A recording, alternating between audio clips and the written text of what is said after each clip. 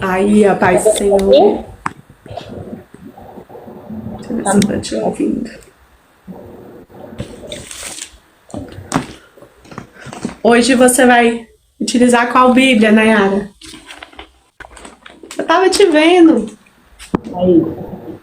Aí voltou. Paz do Senhor a todos. A minha tá aí.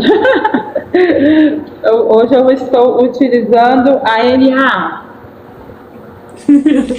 Nós trocamos de Bíblia. A NAA é ela.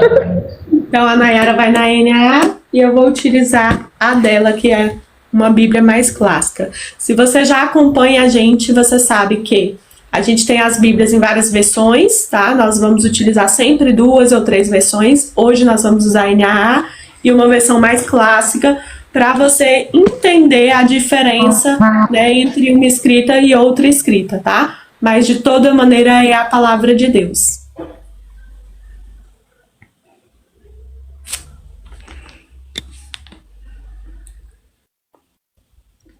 Vamos lá.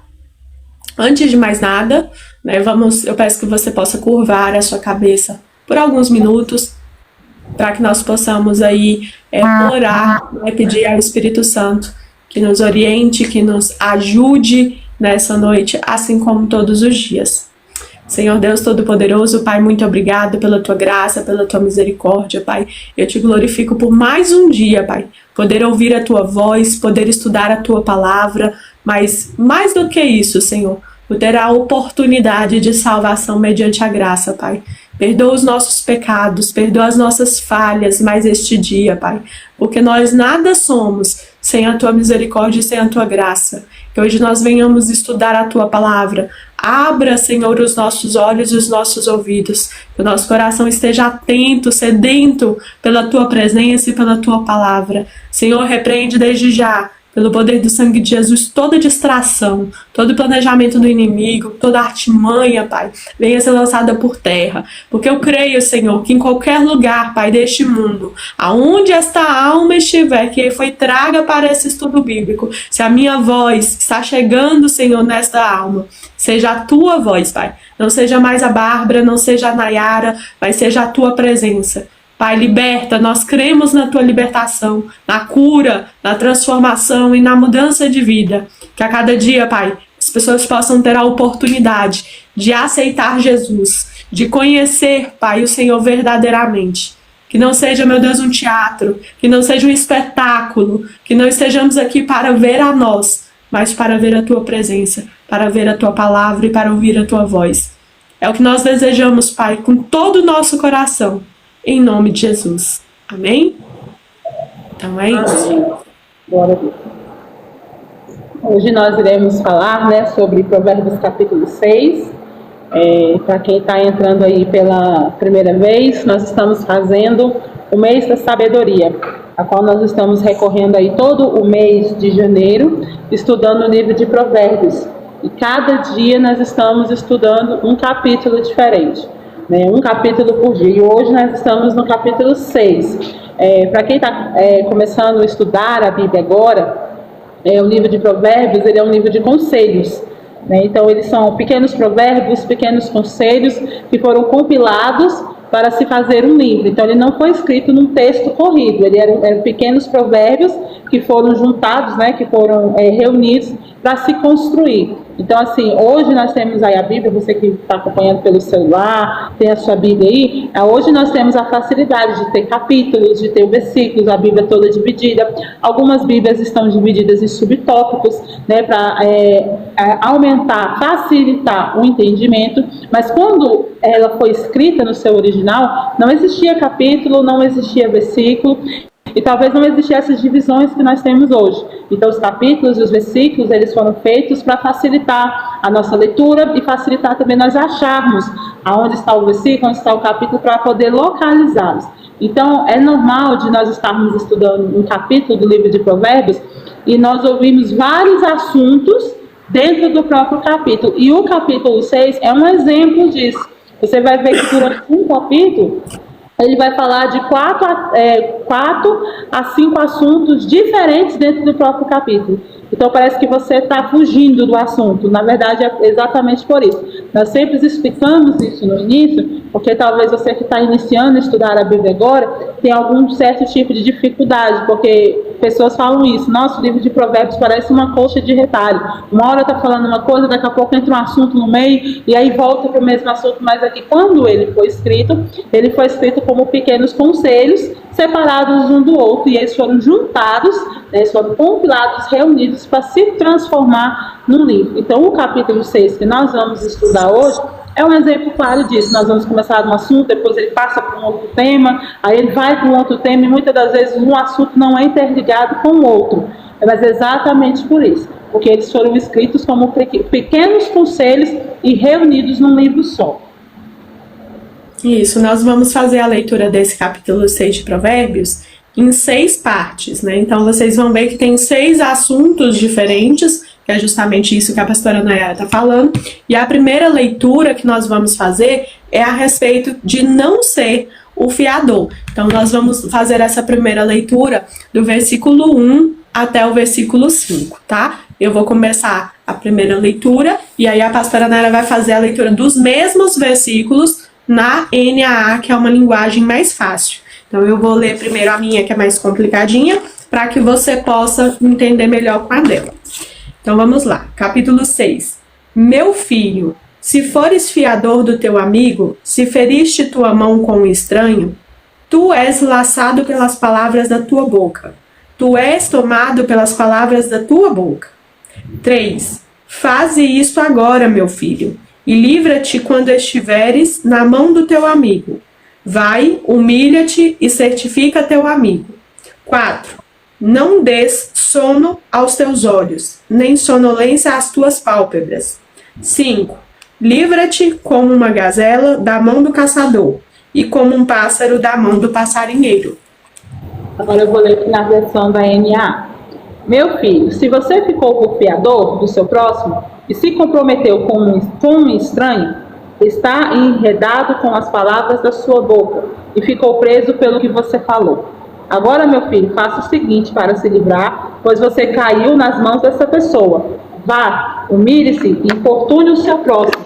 Não se deite para dormir e não dê descanso aos seus olhos. Livre-se como a gazela das mãos do caçador e como a ave das mãos do passarinheiro. Quando nós viemos falar sobre o fiador, para nós até pode parecer estranho, né? Você muitas das vezes vai fazer um financiamento, né? Dá para poder até explicar isso. Quando você vai fazer um financiamento ali, às vezes você não tem uma renda suficiente e você pede para uma pessoa que possui uma renda financiar para você. Caso você não consiga fazer este pagamento, né? Aquela pessoa que está por fiador, ela tem essa responsabilidade. Na época do Antigo Testamento, a pessoa, quando ela entrava como fiador, na verdade era um pagamento de dívida, ou seja, eu estava devendo, né? Aí eu vou dar aqui um exemplo para vocês entenderem. Eu estava devendo algo e aí eu não podia pagar. Então, o modo que eu podia pagar era com trabalho escravo. Quando a gente fala escravo, não é no sentido de escravidão, era de você oferecer os seus serviços em troca daquele trabalho, ou muitas das vezes, se fosse o caso de uma viúva, os credores levavam os filhos dela para que ela pudesse trabalhar até que a dívida fosse paga. Caso a pessoa não quisesse passar por isso, ele ia em algum familiar ou em alguém muito importante que entrasse como fiador para aquela pessoa. Só que a pessoa sabia que se você estava sendo chamado para ser fiador, era porque a pessoa já estava com uma dívida.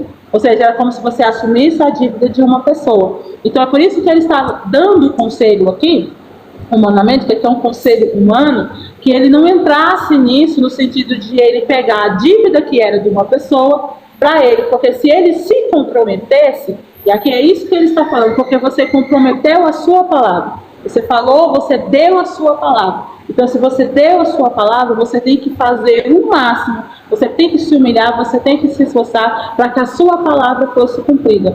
Quando nós trazemos isso para o dia de hoje, é claro que a gente não tem mais esse sentido de ser fiador no sentido que era o sentido bíblico, até porque se você não pagar uma dívida do banco, não vai levar você como escravo, nem você e seus filhos, né? Mas então, antes o fiador ele era visto ao mesmo tempo como uma pessoa que salvava, mas era uma pessoa que pegava uma responsabilidade da qual não era dele. Então, era sempre aconselhado, principalmente aos judeus, nunca ser fiador de ninguém. Por quê? Porque se você desse a palavra, você tinha que cumprir. Se você fez um acordo, se você falou, olha, a Bárbara, você está precisando, Bárbara, se você precisar, eu cubro a sua dívida. Você tinha que fazer isso. Então, quando o Salomão está falando para meu filho, né, como a gente falou nos vídeos passados, quando se fala de meu filho, ele está falando tanto para filho como para discípulos, ensinando alguém mais jovem. Falou, olha, se você entrar para fazer uma promessa, e se a pessoa vai confiar na sua palavra, porque a pessoa vai saber que ele pode contar no momento de precisão com você, se você falou que vai pagar, você tem que dar a sua palavra. Então era muito arriscado você ser fiador, porque o que acontecia? Se eu era fiador da Bárbara e a Bárbara não pagasse, a dívida da Bárbara ia para mim. E se eu não pagasse, quem ia ser escravo? Os meus filhos. Porque eu estava livrando ela, porque eu aceitei ser fiador dela. Então quando nós trazemos isso para o espiritual, foi isso que Jesus fez por mim e por você. Ele pagou uma dívida que não era dele, nós estávamos devendo com o Pai, o nosso destino era a perdição eterna, e Deus ele vai enviar o seu filho como o quê? Como um fiador, porque a dívida não era dele, ele não tinha situação nenhuma dessa dívida, e ele vai tomar a minha dívida, a dívida da Bárbara, a dívida da humanidade, ele vai colocar sobre ele. E aí quando o fiador ele pagava a dívida, ele tinha um direito também sobre a liberdade daquela pessoa. Então, a partir do momento em que você vem para o Senhor, não é uma dívida que você não está, eu estou indo por dívida, porque o fiador ele ficava com aquela dívida de gratidão. Olha, você está vivo, você tem seus filhos, foi porque eu intercedi, foi porque eu dei a minha palavra. Então hoje você está livre porque o Senhor deu uma palavra naquela cruz, quando ele falou assim, está consumado. Ali existe um pagamento de dívida em que ninguém mais pode te cobrar, porque quando o fiador ele pagava, ele estava dizendo, olha, ninguém mais pode cobrar essa pessoa por esta dívida. Então, ser fiador era de muita responsabilidade. Por isso que Salomão vai falar, olha, não seja, é melhor que você se humilhe, porque você está na mão dessa pessoa, porque você deu a sua palavra. E naquela época, irmão, você dar a palavra era como se você tivesse assinado um contrato. Era como se você tivesse assinado um contrato, porque a vida daquela pessoa estava nas suas mãos. Então você tinha que cumprir o que você falou. Sabe? Porque a liberdade e a vida daquela pessoa estava nas suas mãos. Então se a pessoa desse a sua palavra e voltasse, a culpa da dívida ia ser sobre ele. Então era ensinado em que você não podia ser fiador. Não porque você não podia cobrir a dívida de alguém, mas é por causa da responsabilidade que existia em você pegar uma dívida que não era sua. Você imagina, hoje a gente não está pagando nem as nossas, né? Ainda mais, né, você pegar uma dívida de alguém para você livrar alguém da escravidão, de ter os seus filhos tomados, uma dívida que não é sua, que não foi você quem fez. Então, o fiador naquela época, ele era uma pessoa de grande responsabilidade e ele era uma pessoa que cobria a dívida de alguém. Então, era muito tenso isso. É por isso que ele vai dar esse conselho. Olha, se você se torna fiador de alguém, você está entrelaçado numa responsabilidade muito grande, porque você deu a sua palavra.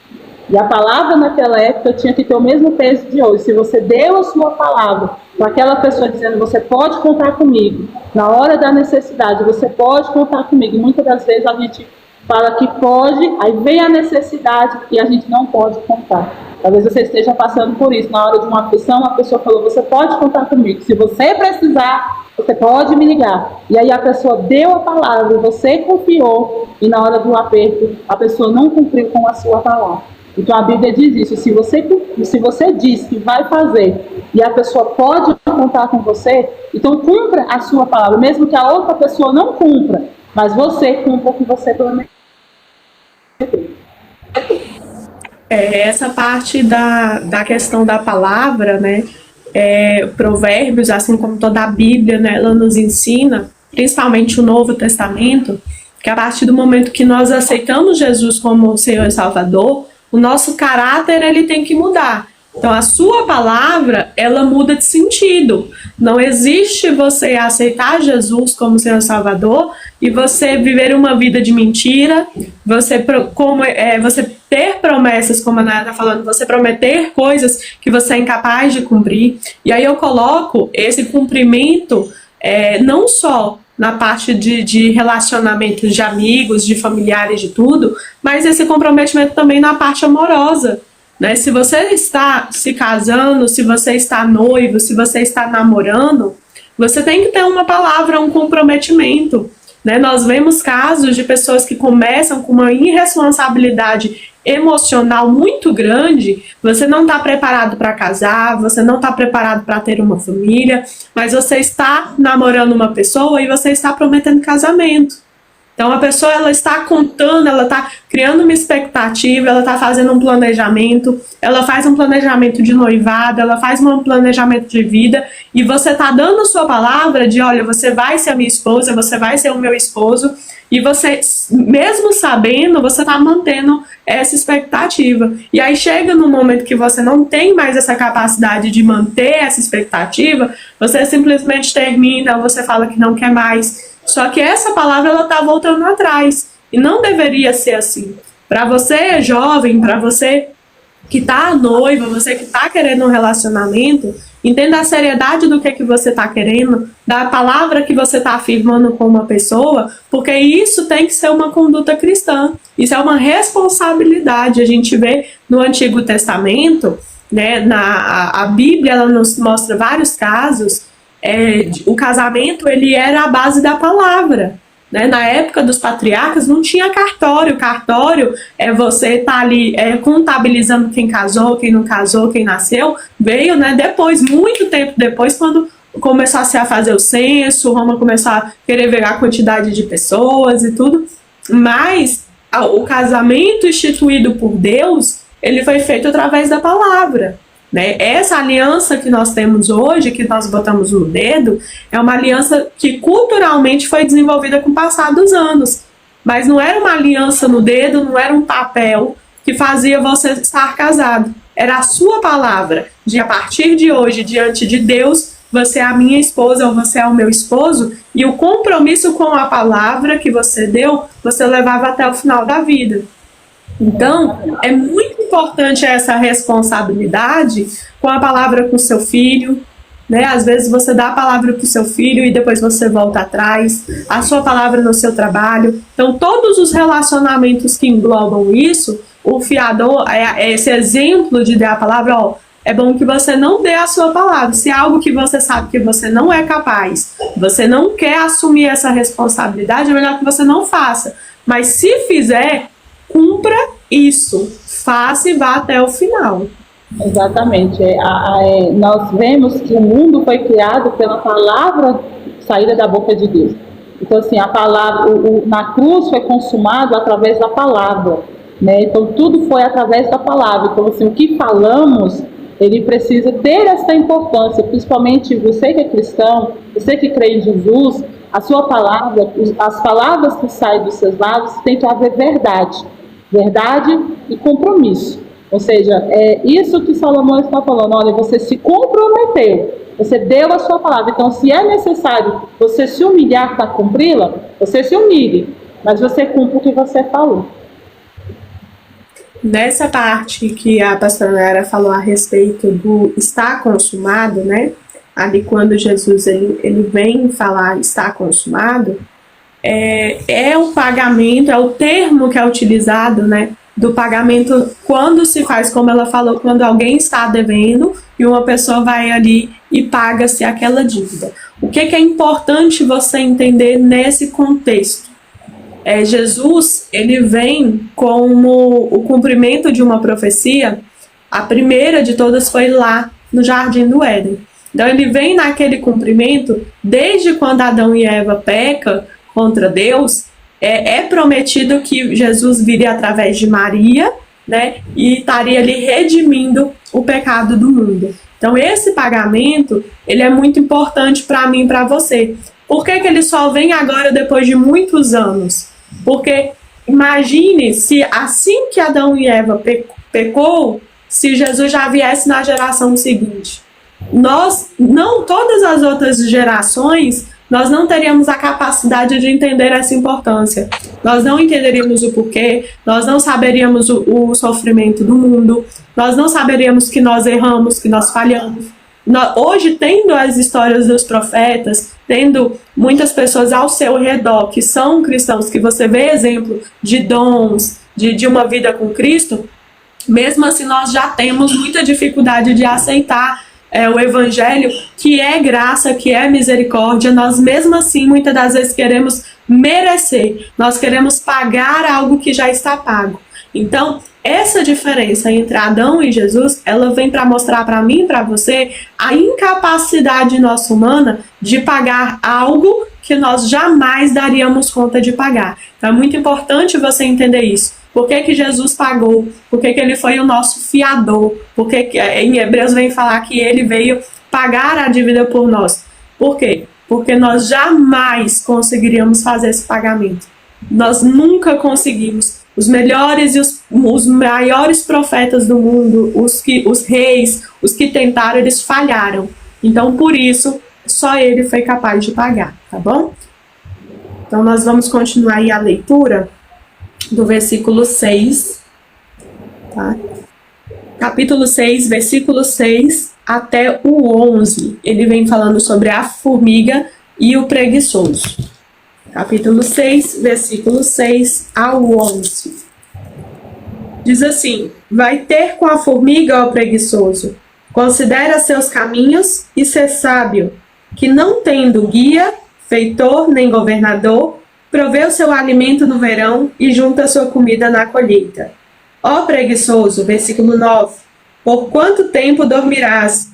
Quando te levantarás do teu sono? Versículo 10, ainda um pouco mais de sono, uma soneca, um pouco a repousar de braços cruzados. Versículo 11, assim virá a tua pobreza como quem viaja, e a tua necessidade como um homem armado. Vou ler aqui na minha versão. Vai ter com a formiga, ó preguiçoso. Observe os caminhos dela e seja sábio. Não tendo ela chefe, nem oficial, nem comandante, no verão prepara a sua comida, no tempo da colheita ajunta o seu mantimento. Ó preguiçoso, até quando vai ficar deitado? Quando se levantará do seu sono? Um pouco de sono, um breve cochilo, braços cruzados para descansar. E a sua pobreza virá como um ladrão, a miséria atacará como um homem armado. Essa parte aqui, o livro de Provérbios, muitas das vezes também, ela vem como uma poesia, um poema, né? E o poema hebraico ele tem uma questão de paralelismo, ou seja, ele faz comparações. E aí ele vai comparar aqui, para trazer uma advertência contra a preguiça, comparando com a vida da formiga. E aí o Salomão vai falar, né? Olha, você já observou, a formiga vai ser como a formiga. Por quê? Porque a formiga ela não tem chefe, ela não tem comandante, ela não tem uma liderança. E mesmo assim, ela sabe que no tempo do inverno, ela não pode ir buscar alimento. Então, ela se prepara antes que o inverno venha. Então, ou seja, ela traz o seu mantimento e tudo, deixa guardado para que quando o inverno vier, ela está preparada. Quando nós falamos dessa passagem aqui do preguiçoso, né, a gente tem o entendimento, muitas das vezes, de entender isso só na questão de trabalho. Né? É claro que aqui ele está enfatizando isso, olha, não tenha preguiça do trabalho, mas aqui também se ele está comparando com a formiga, ele está falando o quê? De algo que é organizado. Organizado no sentido de que ela sabe o momento de sair, que ela sabe que o inverno não é época de sair, e aí eu te pergunto, ela tinha calendário? Como é que ela sabia que época era inverno e tudo? Então, se um animal que ele é irracional, ele consegue fazer este planejamento, ainda mais nós, seres humanos, que temos consciência, que temos racionalidade, nós podemos sim fazer planejamentos, sabendo que haverá um inverno. E quando este inverno chegar, é por isso que o Provérbios é o livro da sabedoria, e nós temos falado muito sobre isso. Ele sempre vai te preparar para o amanhã. Então, quem é que ele chama de preguiçoso? Preguiçoso aqui não é quem levanta meio-dia, 2 da tarde. Aqui não é esse sentido. Aqui o sentido do preguiçoso é o seguinte, que ele fica com os braços cruzados e ele não age, ele não planeja.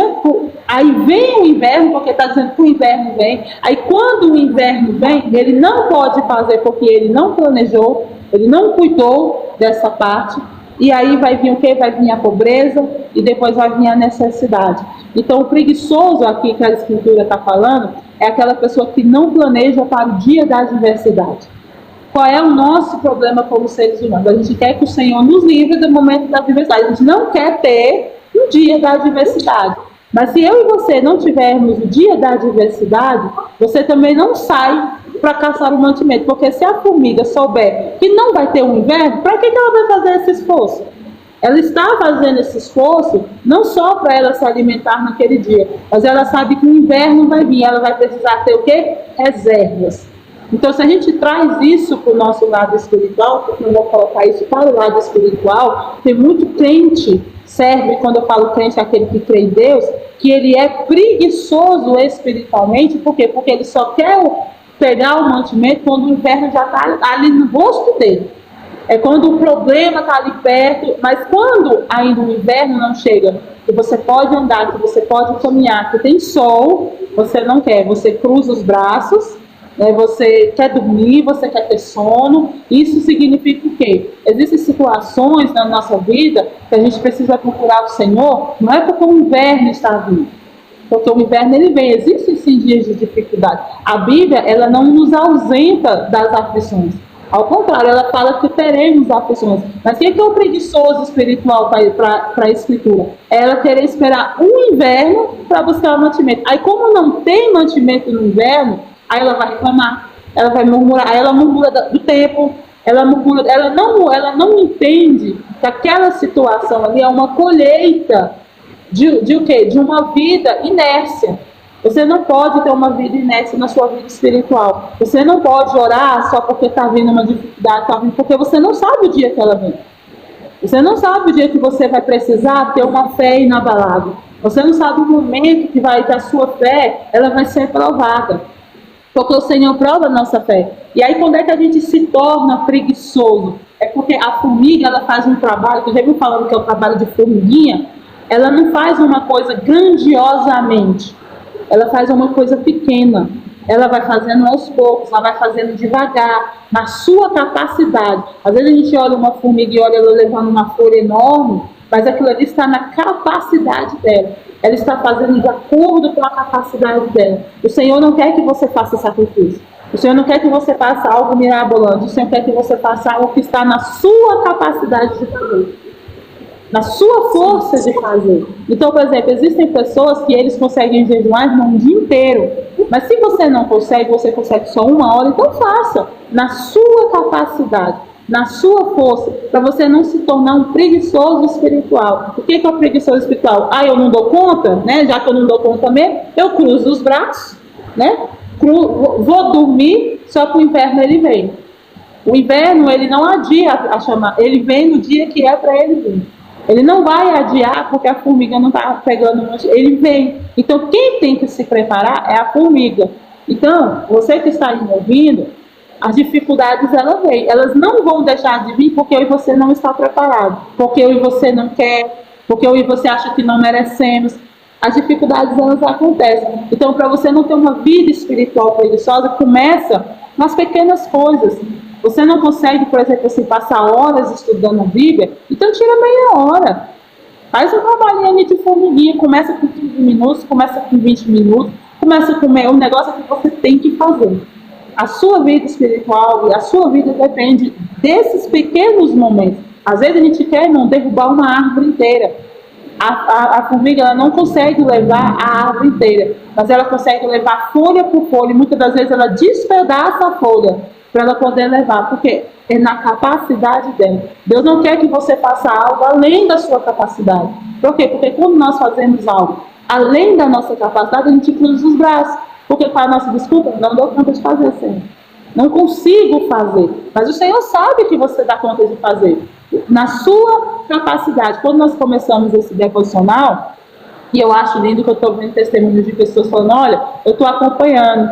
E eu falei assim, olha, se você pegar este costume de todos os dias você ler a Bíblia, quando janeiro terminar, continue. Continue, porque pode parecer muito pouco, mas te alimenta a sua alma. E aí você não. E tem pessoas que acham assim, mas eu acho pouco orar meia hora só, eu acho pouco eu orar 15 minutos. Ruim é você não orar. Sim. É você passar o dia inteiro sem falar com Deus. Você imagina você passar o dia inteiro sem falar com uma pessoa que você diz que tem intimidade? Que intimidade é essa? Que você não conversa, que não tem comunicação.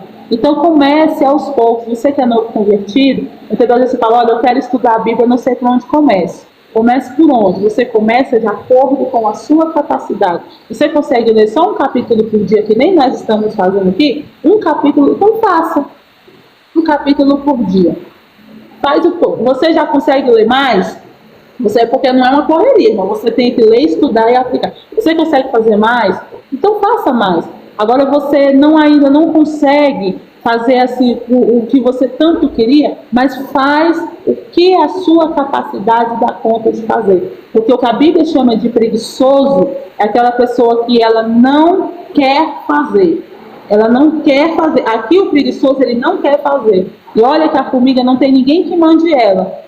Porque às vezes a gente tem esse defeito, né? Eu só vou fazer se alguém mandar, eu só vou fazer se alguém se informa, né? Eu só vou fazer se falar que é para fazer, né? E aí se a gente... Isso para mim foi muito notório, um exemplo, foi na pandemia.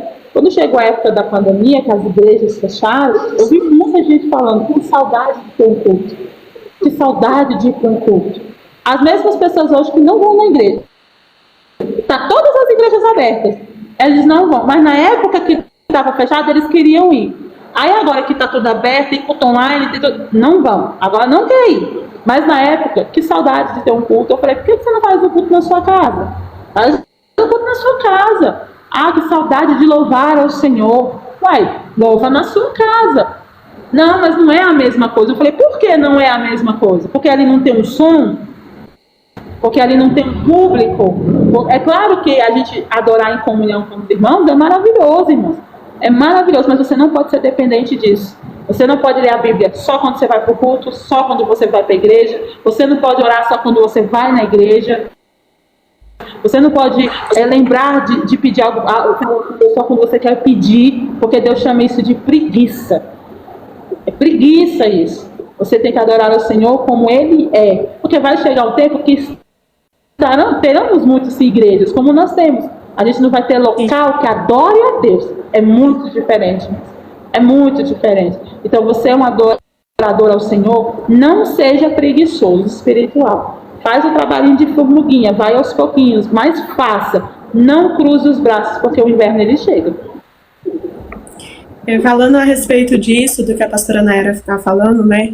O versículo ele tem essas duas vertentes, né? Tem a vertente física, o mundo físico, que é fato, né? Se você não trabalhar, você não tem o seu recurso para você poder pagar as suas contas básicas, mas você não deve fazer porque alguém está te chamando, ou para ser milionário, ou com fins de você sacrificar a sua alma, a sua família, você sacrificar o seu tudo para você apenas ter o dinheiro. Por quê? Jesus ele vem e ele fala, olha, eu vim para este mundo, mas eu não sou deste mundo.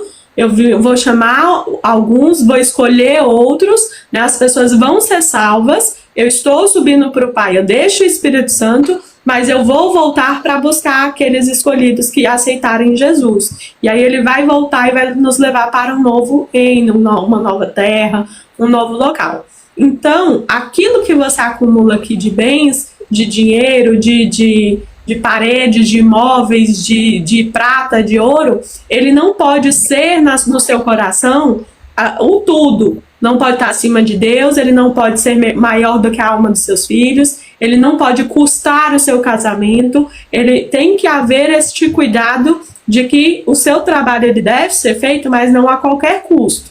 E tem essa parte espiritual, que aí é um ponto muito sensível, mas eu deixo uma reflexão para você que é antigo já obreiro, pastores e algum servo na obra de Deus, mas eu deixo também esse ensinamento para os novos convertidos, de que Jesus, ele fez o sacrifício, como nós falamos no versículo anterior. Ele pagou, está consumado.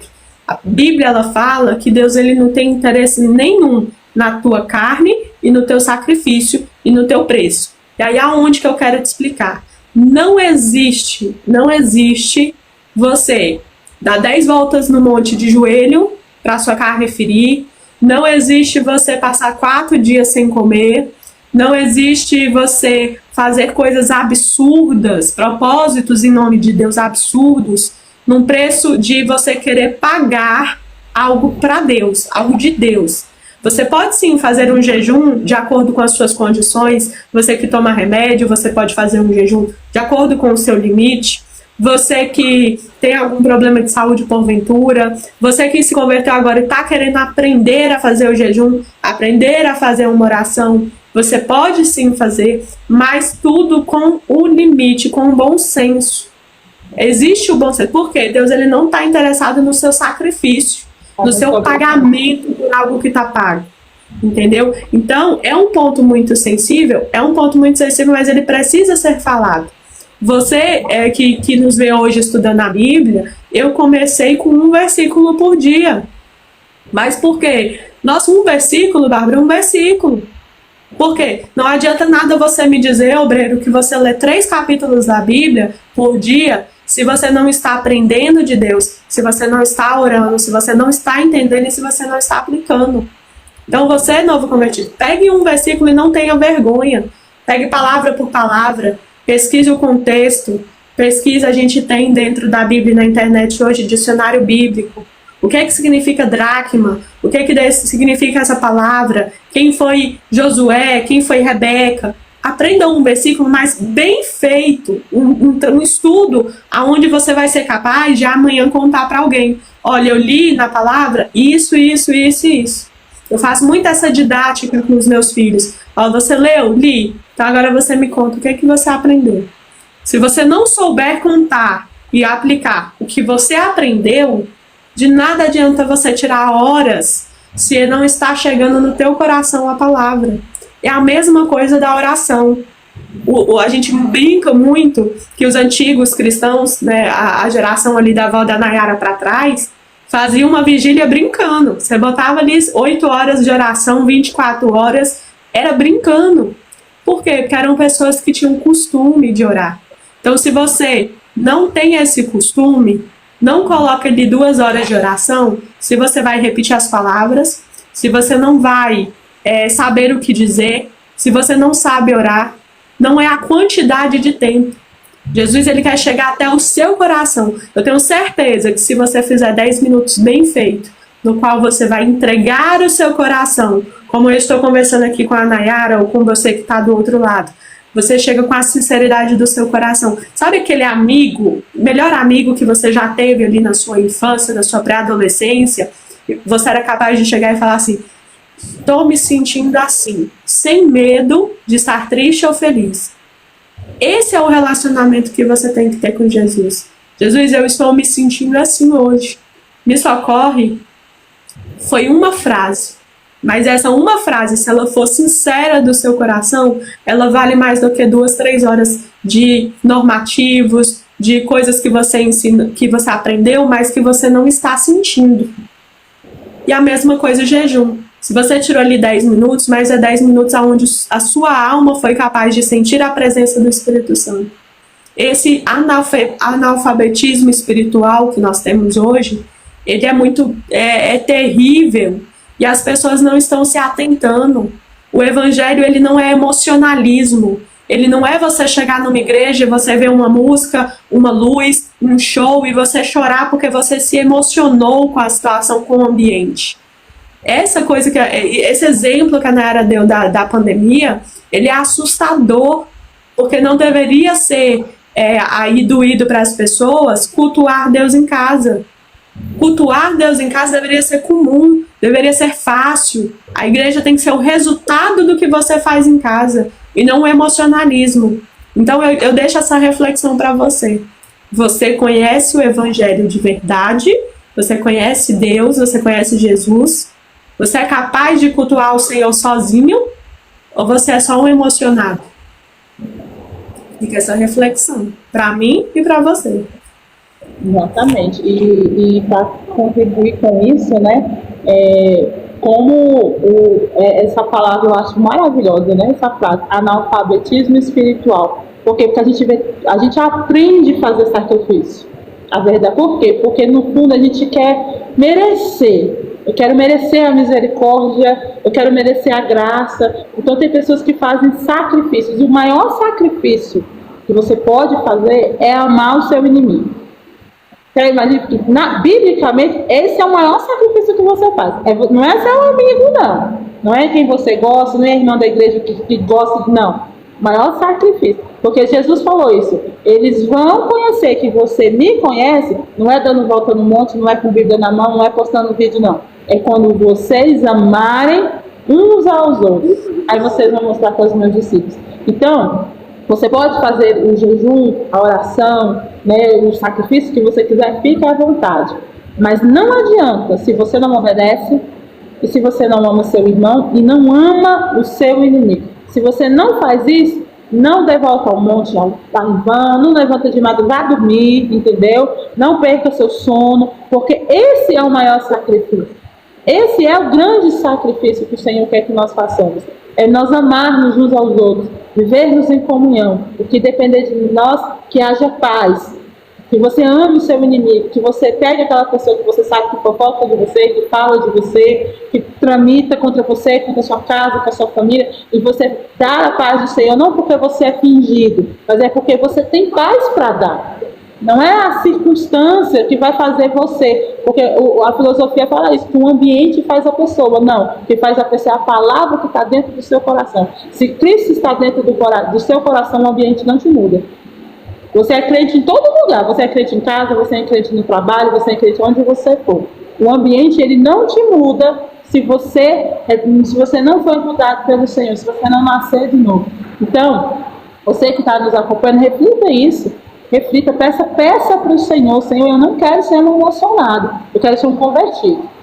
Eu não quero estar convencido que estou salvo. Eu quero estar convertido da sua salvação. Então, durante essa live, se você está fazendo essa reflexão, se você perceber, eu preciso renovar. Não perca essa oportunidade de você renovar a aliança com o Senhor. De você renovar o compromisso com o Senhor e falar assim, Senhor, eu não quero viver uma vida de convencido, de emocionado. Eu quero viver uma vida de convertido. Eu não quero ser um preguiçoso espiritual.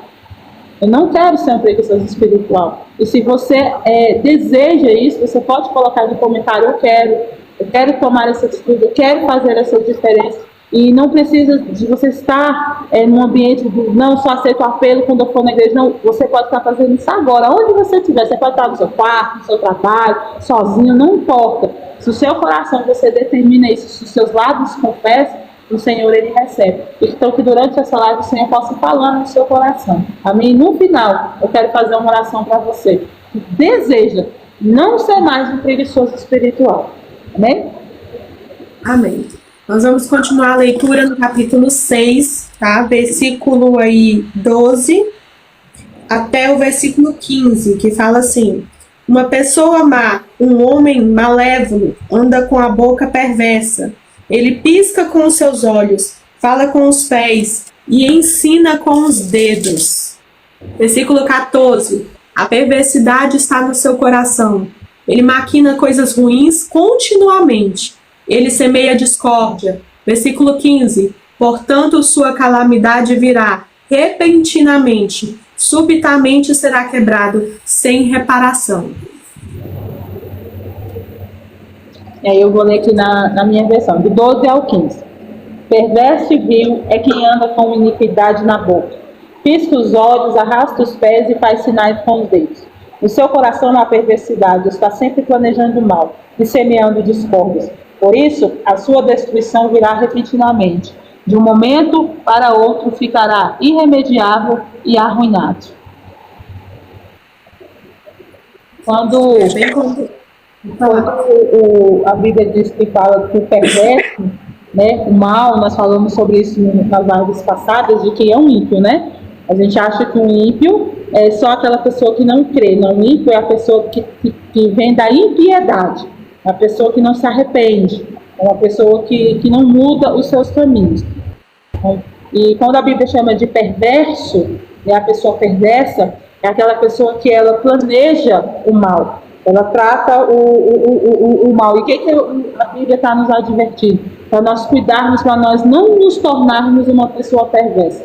Aí você pode falar, mas eu não sou uma pessoa má, eu sou uma pessoa boa, eu nunca vou me tornar uma pessoa perversa. Só que a Bíblia diz que se eu e você não policiarmos o nosso coração, parece que é da raiz humana a perversidade. E o que é ser perverso para Deus?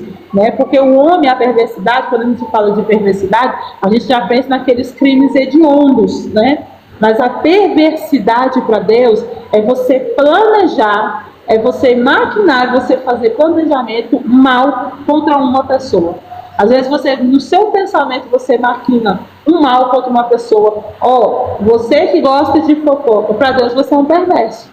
Por quê? Porque através de uma história que você conta, de uma história que você inventa, de uma conversa que você não ouviu, de uma conversa que você pegou o negócio pela metade, um negócio desse tamanho, você conta desse tamanho, pessoas são levadas, almas são pagas por isso. Deus, a palavra, a Escritura chama você de perverso. Por quê? Porque você planejou. E quando a Bíblia fala de iniquidade, porque existe pecado e existe iniquidade. O pecado, aquilo que todo homem cai e faz. A iniquidade é o pecado recorrente e racional. É aquilo que eu sei que é errado, eu sei que Deus não gosta, eu sei que Deus não permite, mas mesmo assim eu faço. Então, isso aí já não é mais pecado, é iniquidade. Então, quando ele está falando que o perverso, ele anda no caminho da iniquidade, é porque o que ele está fazendo é racional, ele está fazendo porque ele quer fazer o mal. Ele está fazendo aquilo ali porque o resultado, ele quer que aquela pessoa se dê mal, ele quer que aquela família se dê mal. Então a Bíblia chama ele de perverso. Só que ele fala assim, olha, na sua perversidade, você vai cair repentinamente, porque Deus ele não tolera a perversidade. O Senhor não se agrada daquele que tem um coração perverso. Então, quando a gente fala de perversidade, não são aqueles crimes hediondos, aquelas coisas horríveis que aparecem no jornal. A Escritura diz que quando você planeja contra o seu próximo, quando o seu coração é mau, quando você quer tomar algo que é do seu irmão, quando você quer destruir um casamento, quando você quer destruir uma aliança que não é sua, destruir uma família que não é sua, e você quer destruir uma empresa, que você quer destruir alguém, e você faz aquilo ali racional, você sabe que não é, mas você quer e você planeja, a Bíblia chama você de perverso. E se eu e você não policiarmos o nosso coração, nós nos tornamos perversos sim. É por isso que Jesus, irmão, ele veio nos salvar. Ele veio nos salvar por quê? Porque nós somos o coração perverso. Na nossa ira, você faz coisas terríveis. Hoje eu presenciei, eu fui no mercado aqui por causa de um erro que a menina fez no caixa. Um erro. A mulher fez um escândalo tão grande por causa de um erro de um código que ela queria que a gerente mandasse a menina embora. Ela exigindo você ter por causa de um preço errado que a menina se desculpou. Aí, pastora, mas isso é perversidade? Sim.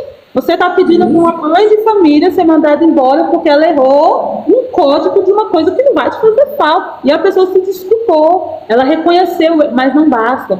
Tem que mandar embora, eu quero que você passe fome para você aprender. Isso é perversidade. Porque você está desejando mal para o outro. Você quer que o outro morra, você quer que o outro desapareça. E isso, irmão, para o Senhor é perversidade. Então, o nosso coração, se ele não estiver em Deus, você se torna uma pessoa perversa. Você quer que aquele vizinho que não gosta de você se adoeça. Ah, que bom que fulano adoece, não gosto do fulano fala mal de mim. É muito perigoso esse tipo de oração. Eu vou orar para Deus botar a mão em você. Eu vou orar para Deus colocar você no leito. Porque eu vou orar para o Senhor me vingar, para você ficar doente. Ah, eu quero que você fique doente porque você tocou em mim. Isso aí não é oração, isso é perversidade. Quando você deseja mal para o outro, na sua razão, a Bíblia chama você de perverso. E esse tipo de sentimento, o Senhor ele reprova no coração dos seus. Os discípulos que são do Senhor, não podem ter o coração perverso. Você não pode maquinar o mal. O Senhor ele abomina a perversidade.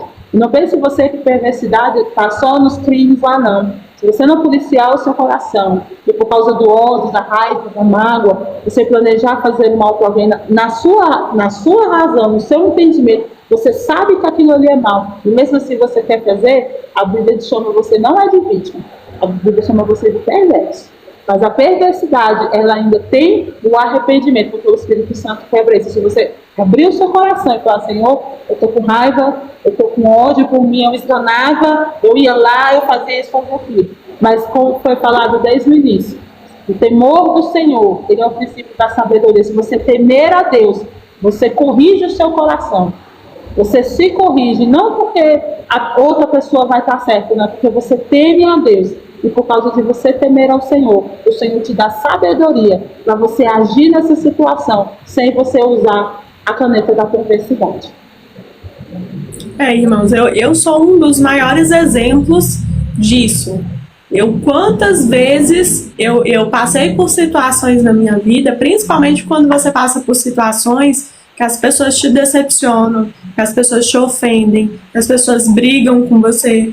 Você tem todos os motivos do mundo. Eu era uma pessoa que eu queria tirar a satisfação, eu queria ver o mal, quanto pior a pessoa tivesse, mais feliz eu ficava, porque eu vangloriava, olha, tá assim, porque fez isso comigo, entendeu? Então, por mim, morra, né? Não quero mais saber.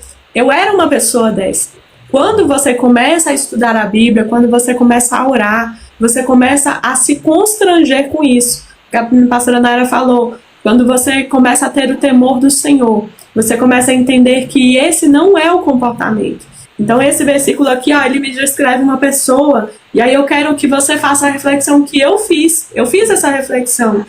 O versículo 13, ele fala bem assim, ele pisca com os seus olhos, fala com os pés, e ensina com os dedos. Pergunte ao Senhor, reflita você assim, você está apontando o dedo para alguém? Às vezes você está dando lição de moral, você está tentando se passar por justo, e na sua justiça você está sendo perverso com as pessoas. Esse exemplo que a Nara deu é só mais um de muitos, dentro dos mercados, dentro da igreja, dentro na rua, no seu trabalho. Né? Você tem olhado para as pessoas, apontado o seu dedo de forma perversa, né? Olha, pastor, esse irmão aqui, ele não fez isso, ele não fez aquilo, entendeu? Ele merece ficar assim, ele merece ser expulso, ele merece ser punido, né? Você tem se sentido superior aos outros, a ponto de você querer que uma pessoa no seu trabalho seja demitida, desconsiderando o fato dela ter filhos, ela ter família.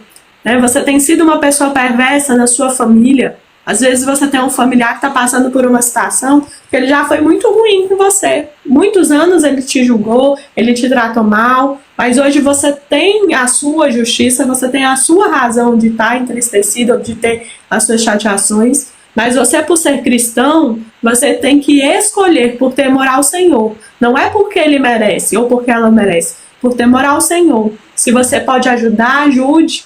Se você pode fazer algo para ajudar, faça. Se você não está se sentindo capaz, ore a Deus para essa capacidade. Fala, Senhor, me dá capacidade. Eu não quero ser essa pessoa que aponta o dedo ensinando os mandamentos de Deus, ensinando a Bíblia. Às vezes você tem versículos decorados na tua boca, mas o seu coração está perverso. A sua boca sai frases e versículos feitos e prontos para condenar, para julgar. Essa palavra aqui, ela não foi feita para isso. Não para você julgar, não para você condenar. Esse é o papel, não é seu. Esse de acusador, a Bíblia fala que é do inimigo. Esse de condenação, Deus fala que é ele, naquele grande dia, você vai prestar conta cada um com as suas coisas. Então, nem o papel de condenação é seu e nem de acusação. Então, eu vou falar como minha avó falava, né? Se ponha no seu lugar na Bíblia. Se ponha no seu lugar de irmão que ajuda, que tem compaixão, que faz por merecer. E se você não for capaz de fazer pelo outro, né, como a Nayara falou, de amar o seu inimigo, que é o que a Bíblia nos ensina, não faça. É melhor você não fazer nada do que você tomar uma decisão precipitada. Então, ore pedindo essa capacidade para Deus. Deus, me dá essa capacidade. Porque é melhor do que você estragar até mesmo o nome de Jesus, né? Fazendo um papelão desse no mercado, na padaria, na rua. A primeira coisa que as pessoas falam é que crente é você, que cristão é você, que está com a Bíblia, arrota a Bíblia, tem versículos decorados, mas é incapaz de compaixão.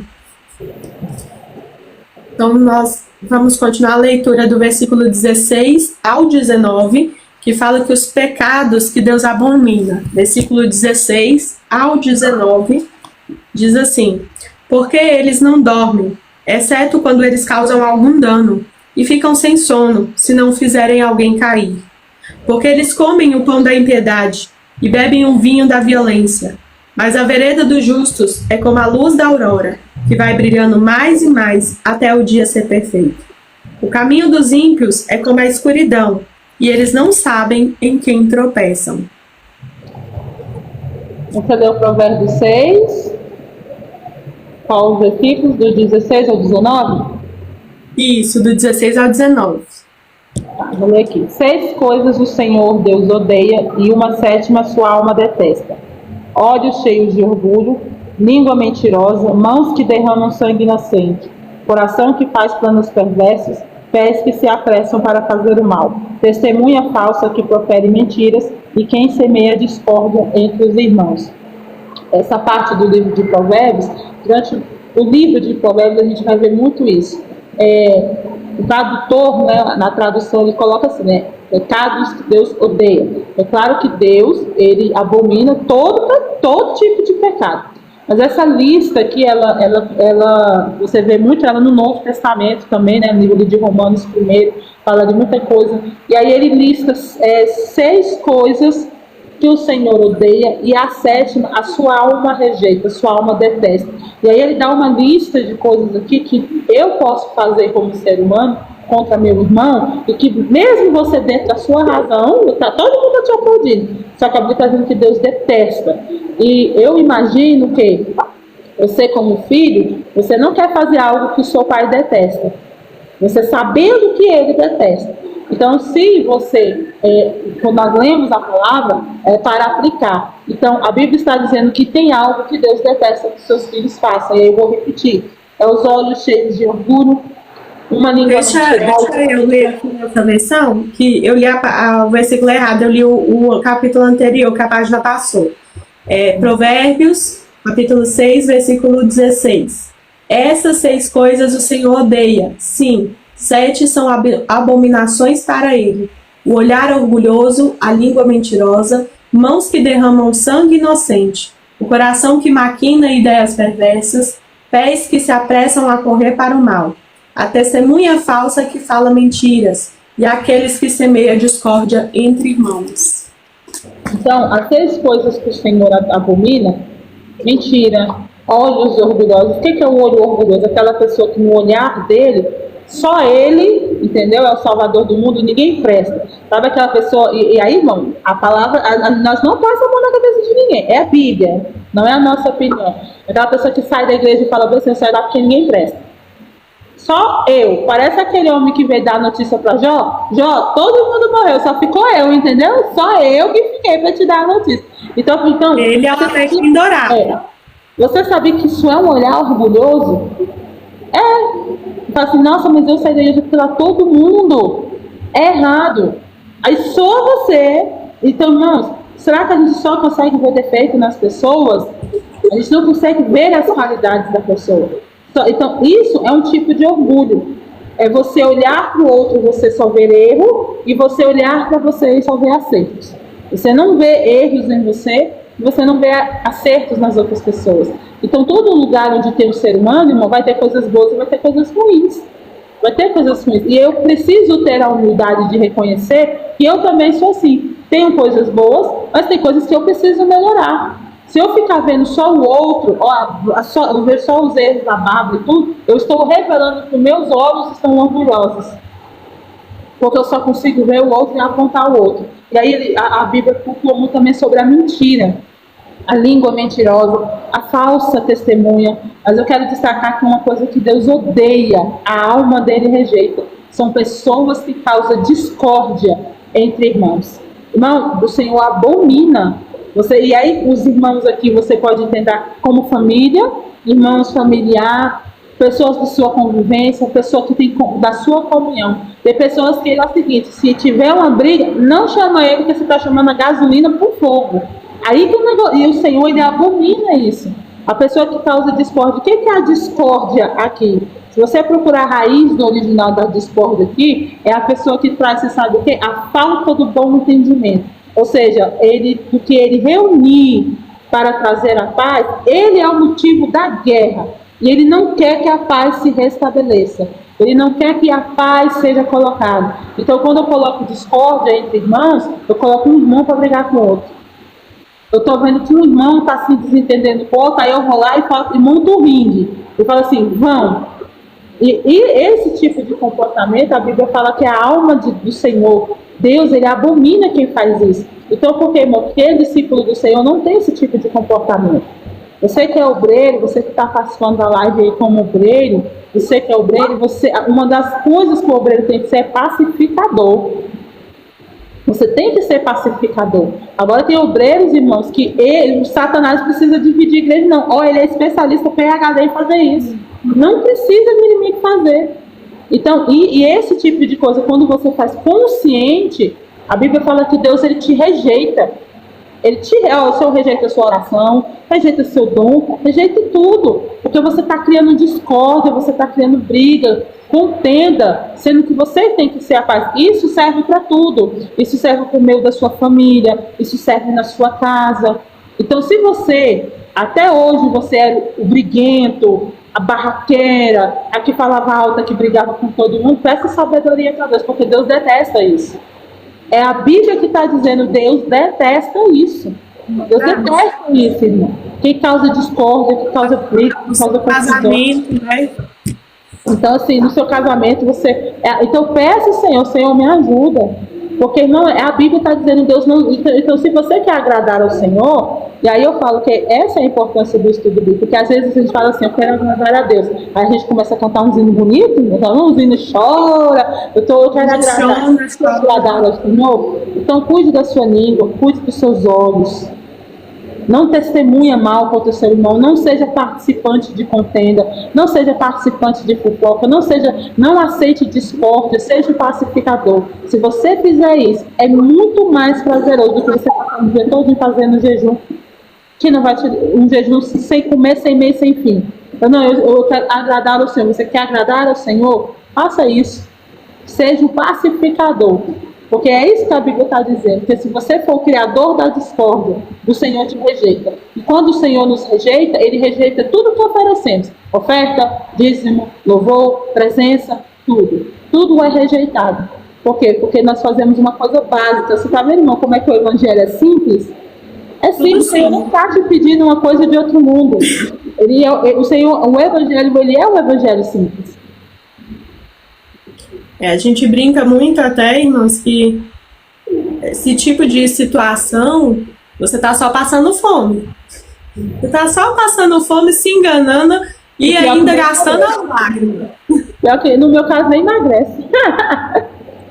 Gastando as lágrimas. Minha avó dizia assim, olha, você tá só trazendo ruga pro rosto, entendeu? Tá chorando à toa, entendeu? Tá passando fome, porque você passou o dia todinho no monte, passando fome, chorando, botando todos os louvores do mundo, a playlist inteira. Aí você chegou na padaria e você humilhou uma pessoa, você xingou. Você chegou em casa, você xingou o seu marido. Você vira para as pessoas, para a sua família, às vezes até para os seus filhos. E você falou que assim, ó, eu quero ver que o meu marido ou que a minha esposa se dê mal. Entendeu? Eu quero que ele mesmo se dê mal, eu quero que ele dê errado, porque eu sou a certa, entendeu? E ele é o errado. Então tome cuidado, porque às vezes você está fazendo um sacrifício em vão e dentro da sua própria casa você está anulando aquilo que você está fazendo. Cuidado com as palavras, porque principalmente, aí eu dou um testemunho de um ensinamento que eu tive em casa, da minha avó. Cuidado com como você trata quem está dentro da sua casa. Às vezes você é aquele crente do portão para fora. Do portão para fora você trata bem, do portão para fora você veste bem, do portão para fora você louva, você ora, do portão para dentro você não trata ninguém bem, você não ora, você não louva e você não lê a Bíblia. Então, as pessoas que estão próximas a você, faça essa pergunta. Ou então você não quer perguntar, não quer passar essa vergonha de perguntar, reflita quem você está sendo, passa um dia se observando quem eu estou sendo com a minha família. Porque quem você é com a sua família é quem você é de verdade. No tratamento, como você fala, como você anda, se você é generoso ou não é, se você é humilde ou se você não é, se você é soberbo ou se não é. É aonde você se revela, porque é aonde a máscara não fica, né? Então, uma hora você tem que tirar a máscara, você tem que mostrar quem você é. E normalmente nós tiramos essa máscara em casa, que é o local de conforto que a gente tem. Então, quem você tem sido? Se observa por um dia, né? E ore ao Senhor, fale, Senhor, eu percebi que eu tenho sido assim, mas eu não quero ser assim. Eu me arrependo pelo temor ao Senhor, Pai. Me socorre, clame ao Senhor, que eu tenho certeza que Ele vai te ajudar a mudar. Amém? Então vamos ler do versículo 20 ao 23. Meu filho, guarda o mandamento de teu pai e não abandones a lei da tua mãe. Ata-os continuamente sobre o teu coração. Amarra-os ao teu pescoço. Quando saíres, ele te guiará. Quando dormires, te guardará. E quando acordares, falará contigo. Porque o mandamento é uma lâmpada, e a lei é luz, e as repreensões da instrução são o caminho da vida. É do 20 ao 24? 20 ao 23. Diz assim: meu filho, guarde o mandamento de seu pai e não abandone a instrução de sua mãe. Tenha-os sempre amarrados ao seu coração, pendure-os no seu pescoço. Quando você andar, essa instrução guiará. Quando você se deitar, ela o guardará. E quando acordar, falará com você. Porque o mandamento é lâmpada e a instrução é luz. E as repreensões da disciplina são caminhos da vida. Essa parte, né, guarda, como eu falei nos últimos vídeos, né, ele enfatiza. Quando se repete muito, né, numa poesia, num poema hebraico, quando algo se repete muito é porque ele quer enfatizar e destacar. Então, durante todo o livro de Provérbios, você vai ver muito ele falando isso. Guarda, põe no seu coração, ata no seu coração, ou seja, dê prioridade. E aí, quando seguir, né, ele vai falar mais uma vez sobre o pecado sexual, sobre a mulher adúltera. Por quê? Porque ele está dizendo assim, olha, você precisa ter um ensino para você guardar, para que quando chegar o momento, você obedeça. Você só obedece aquilo que você aprendeu, que você entendeu.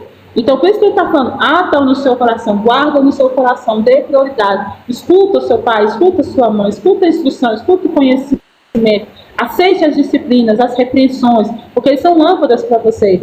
Então, se você que é jovem, que está nos acompanhando, escuta seu pai, escuta sua mãe, escuta as pessoas que Deus tem colocado no seu caminho para te corrigir. Às vezes a gente não quer ser corrigido, né? Mas ouve a Deus se Deus colocou uma pessoa para te corrigir dentro da palavra, para te redirecionar, para puxar a sua orelha quando isso for preciso. Sabe por quê? Porque quando vier a tentação, você tem bagagem para suportar e dizer, não, eu não quero, eu não posso. As disciplinas, quando a Bíblia diz de disciplina, ele está dizendo de conserto mesmo, exortação.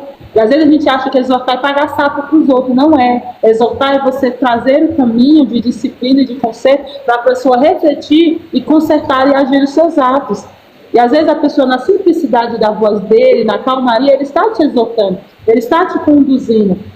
Então não fique com raiva quando o Senhor usar alguém para disciplinar você, para puxar quando Deus usa seu pai, usa sua mãe.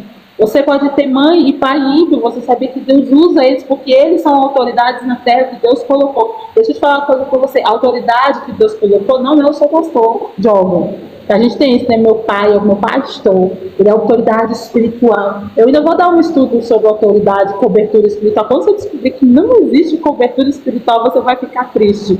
A maior cobertura espiritual que a gente dá é Jesus, é o sangue dele. Se o sangue dele não te cobrir, não é homem, não é ninguém que vai fazer essa cobertura. Né? Então tem gente que fala, pastora, você cobre de quem? Eu falei, nem eu, ainda mais os outros. Então assim, não existe esse negócio. Não existe, mas quem te cobra é o Senhor. Agora Deus colocou o homem sim como autoridade. Mas se tem uma autoridade que o Senhor colocou na sua vida, foi o pai e mãe. É por isso que o que o seu pai e a sua mãe faz, molda a sua vida. Tem muitas pessoas que têm traumas que veio do pai, que veio da mãe, ausências, porque tudo isso tem um peso, porque foi uma autoridade. Então tem coisas que a sua mãe vai falar e vai falar, filho, não faz. Aí você fala, mas a minha mãe não crente, pastor. Ouve ela é sim uma autoridade que Deus colocou na sua vida. Ouve quando ela fala, não faz. Ouve seu pai, A Bíblia está dizendo, quando a Bíblia está dizendo assim, olha filho, escuta seu pai, aqui não está falando assim, escuta seu pai se ele for crente. Ele está dizendo assim, escuta o seu pai. Escuta o seu pai. Ele tem mais experiência do que você, ele já viveu mais do que você. Então escuta seu pai, sua mãe, sua avó, pessoas que Deus colocou como responsabilidade. Peça direcionamento para Deus. Peça para o Senhor colocar pessoas para te disciplinar. Você que é obreiro, peça para Deus colocar pessoas para apontar as coisas que você está fazendo de errado. Olha, você está fazendo isso errado, você está orando pouco. Peça, olha, irmão, grandes homens, Billy Graham, grandes homens, grandes, que a gente chama de grandes pregadores por causa, né, da grandiosidade do ministério, eles colocavam pessoas para vigiá-los, porque senão, irmão, o ego entra. Você não pode viver numa bolha de elogios, você não pode viver uma bolha de aplausos. E eu estou falando isso porque a Bárbara me conhece. A gente aponta o erro um do outro. A gente briga, a gente tem que ter alguém para lembrar quem você é, que você não merece estar aí, você não é bom, entendeu? É a graça de Deus. E aí a gente faz isso um com os outros dentro da casa de Deus. Por quê, irmão? Porque é necessário você ter. Por quê? Porque muitos ministérios caem porque líderes se acham autossuficientes. E essa autossuficiência, ela começa, irmão, no excesso de elogios. Você tem que ter uma pessoa para falar, ei, vamos baixar a bola, vamos calmar, vamos respirar. Não foi você, não é você, foi Deus que fez. Se Deus deixar de fazer, você não é ninguém, você não é nada. Você tem que ter essas pessoas à sua volta. E você tem que ter pessoas que têm liberdade de falar isso para você. Então peça para o Senhor, Deus põe pessoas de verdade para chegar em mim e falar, ó, você está precisando orar mais. Eu escutei isso hoje. Ah, Deus, você está precisando orar mais, você está precisando voltar a ser crente de novo. Por quê? Porque quem te aplaude não fala isso para você. Ele não tem coragem de falar isso para você. Existe a barreira do cargo. Eu não vou falar isso para o meu pastor. Eu não vou falar isso para a minha pastora, para a minha bispa. Eu não posso falar isso. Aí Deus põe um amigo que fala. Põe um amigo que aponta, ó, você tá ficando demais, vamos diminuir. Mas isso é bom. Irmão, isso é maravilhoso. Olha, eu acho lindo o diálogo de Jesus com Pedro. Pedro falou, Senhor, eu te amo. Jesus falou, Pedro, Satanás quis te pegar, Pedro, foi o que não deixei. Ou seja, você não está com isso tudo que você está pensando, não. Calma, porque se não fosse por minha causa, tu ia ser provado como trigo. Você ia ser esfarelado. E Pedro estava achando muita coisa. Então até o Senhor falou, daqui uns dias tu vai fingir que não me conhece. Então esse é a realidade do Evangelho. Então tenha pessoas, peça, porque a Bíblia está dizendo que a disciplina, a repreensão, ela é luz para o teu caminho. Ela não faz você tropeçar. Quantos homens e mulheres de Deus, irmão, poderiam estar com o ministério hoje em pé se tivessem amigos para chegar para ele e falar assim, ei, você não está bem. Você não está bem, sei que você está fazendo está errado. E ele ouvisse. Porque às vezes, irmão, Deus até... Porque eu creio que Deus ele usa o céu sim. Mas a gente está tão na autossuficiência e no autocontrole que a gente não quer ouvir. Você não quer ouvir. Você conhece? Meu avô falava muito isso. Você quer conhecer um bom obreiro? Não é pelo tanto que ele fala, é pelo tanto que ele ouve. Se você ouve a correção, se você aceita e você se disciplina, você dificilmente cairá na escuridão, porque a Bíblia fala que a disciplina vindo da parte de Deus, ela é luz. Então peça isso para o Senhor, essa humildade. Senhor, me ajuda. Põe pessoas que não vai te bajular e não aceite bajulação, porque a bajulação ela esconde, irmão, ela camufla. Ela camufla. Põe pessoas que verdadeiramente vão falar, olha, hoje você pregou bem, pode melhorar, entendeu? Se você lê mais, pode melhorar. Isso é bom porque te motiva. E são amigos de verdade. Os amigos que é do reino, irmão, eles fazem isso. Quem é do reino, faz isso. Então, assim, peça amizades do reino para o Senhor. Pessoas que vão te disciplinar, pessoas que vão te corrigir, que vão falar a verdade para você, e peça a humildade de você aceitar quando Deus colocar pessoas para te corrigir. Porque às vezes, e eu digo para os obreiros, pessoas que estão aqui, a gente que é pastor, a gente não quer ser disciplinado, a gente tem vergonha de ser disciplinado na frente das pessoas. Eu já vi pastores chamar a atenção de membros, você não pode chamar a minha atenção na frente das pessoas. Irmão, é melhor do que você chegar lá naquele dia e o Senhor falar que nem te conhece. Eu acho que essa vergonha é pior. Então, seja humilde. Porque antes de eu ser pastor, eu sou ovelha. Eu não deixei de ser ovelha. Antes de você ser bispo, apóstolo, reverendo, que seja o que você for, você ainda é ovelha. E a ovelha, ela aceita a correção do seu pastor. Ele aceita. Então, assim, seja humilde e peça para o Senhor essa humildade. Esse exemplo que a pastora Nara deu é muito bom na questão de você que é obreiro da casa do Senhor, você que congrega em algum local, ou até mesmo você que quebrou a sua aliança, que hoje não congrega por motivo de pessoas, de erro de pessoas. Aí a gente traz essa passagem para você refletir. Irmãos, o que seria dos discípulos se Jesus não tivesse revelado para eles quem eles eram naquele momento da cruz? Isso foi crucial. Por quê? Porque Deus mostrou para eles que mesmo eles estando ali 3 anos e meio com Jesus, mesmo eles vendo os milagres, mesmo ele tendo sido batizado, eles crendo que ele era o Messias, ele é o Messias. Mesmo assim, Deus mostrou para eles quem eles são por dentro, quem eles são de verdade. Porque durante a caminhada de discípulo, eles iam ser aclamados, eles iam ser exaltados, durante as curas, durante os dons, depois do batismo do Espírito Santo. Quem ia ser Pedro? Depois de Jesus e ele ficando como um dos líderes que até hoje é falado como principal da igreja, pedra principal da igreja. Quem seria Pedro se ele não soubesse que ele não era nada, que ele ia ter medo, que ele ia negar Jesus 3 vezes, que ele ia puxar a espada, que ele não era nada, que a parte dele humana não era nada, que ele só estava ali como discípulo, porque mesmo ele não sendo nada, mesmo ele fazendo tudo isso, o sangue de Jesus lavou ele, perdoou ele de todos os pecados e ainda deu a oportunidade para ele. Então lembre-se disso, você obreiro, você não é nada. Como os discípulos não eram nada, como nós não somos nada, porque nós somos perversos, nós julgamos, nós brigamos, nós erramos, nós falhamos, mas é o sangue de Jesus que nos dá aí a graça e a misericórdia de estar aqui, de falar que ele é bom, porque ele foi bom conosco, porque ele é bom na nossa vida, porque nós praticamos e aplicamos na nossa vida a graça e a misericórdia dele. E aí eu deixo para você que é igreja, né? Quebra hoje esse estigma de você olhar para o seu pastor numa exaltação tamanha, você olhar para os líderes e você se horrorizar a ponto de você sair da igreja, a ponto de você quebrar a aliança, a ponto de você causar um tumulto, de você querer fechar a igreja porque o pastor errou, porque alguém dentro do presbítero, missionário, seja o cargo que for, porque alguém errou, porque alguém falhou, você quer o fechamento da igreja, ou você vai quebrar a aliança e vai para o mundo. Então amadureça isso dentro do seu coração e passe a ser um tema abordado nas reuniões de obreiro, para que as pessoas não fiquem horrorizadas, para que as pessoas não fiquem apontando, julgando, porque o que a pastora Nayara falou, tem essa parte do obreiro não aceitar ser corrigido, mas nós também temos pastoras, pastores, várias pessoas de cargo,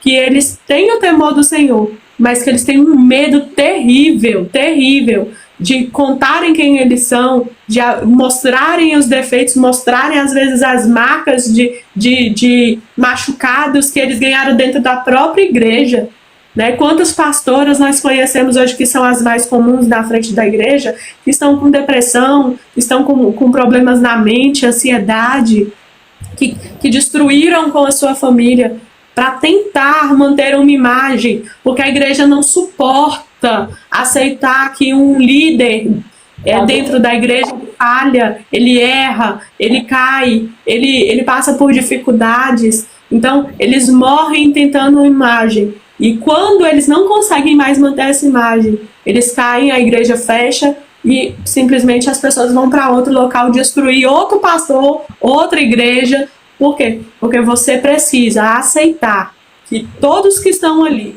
do púlpito até a porta, são falhos, erram, porque somos todos humanos. É só Jesus, é só o sangue dele, é só o Espírito Santo.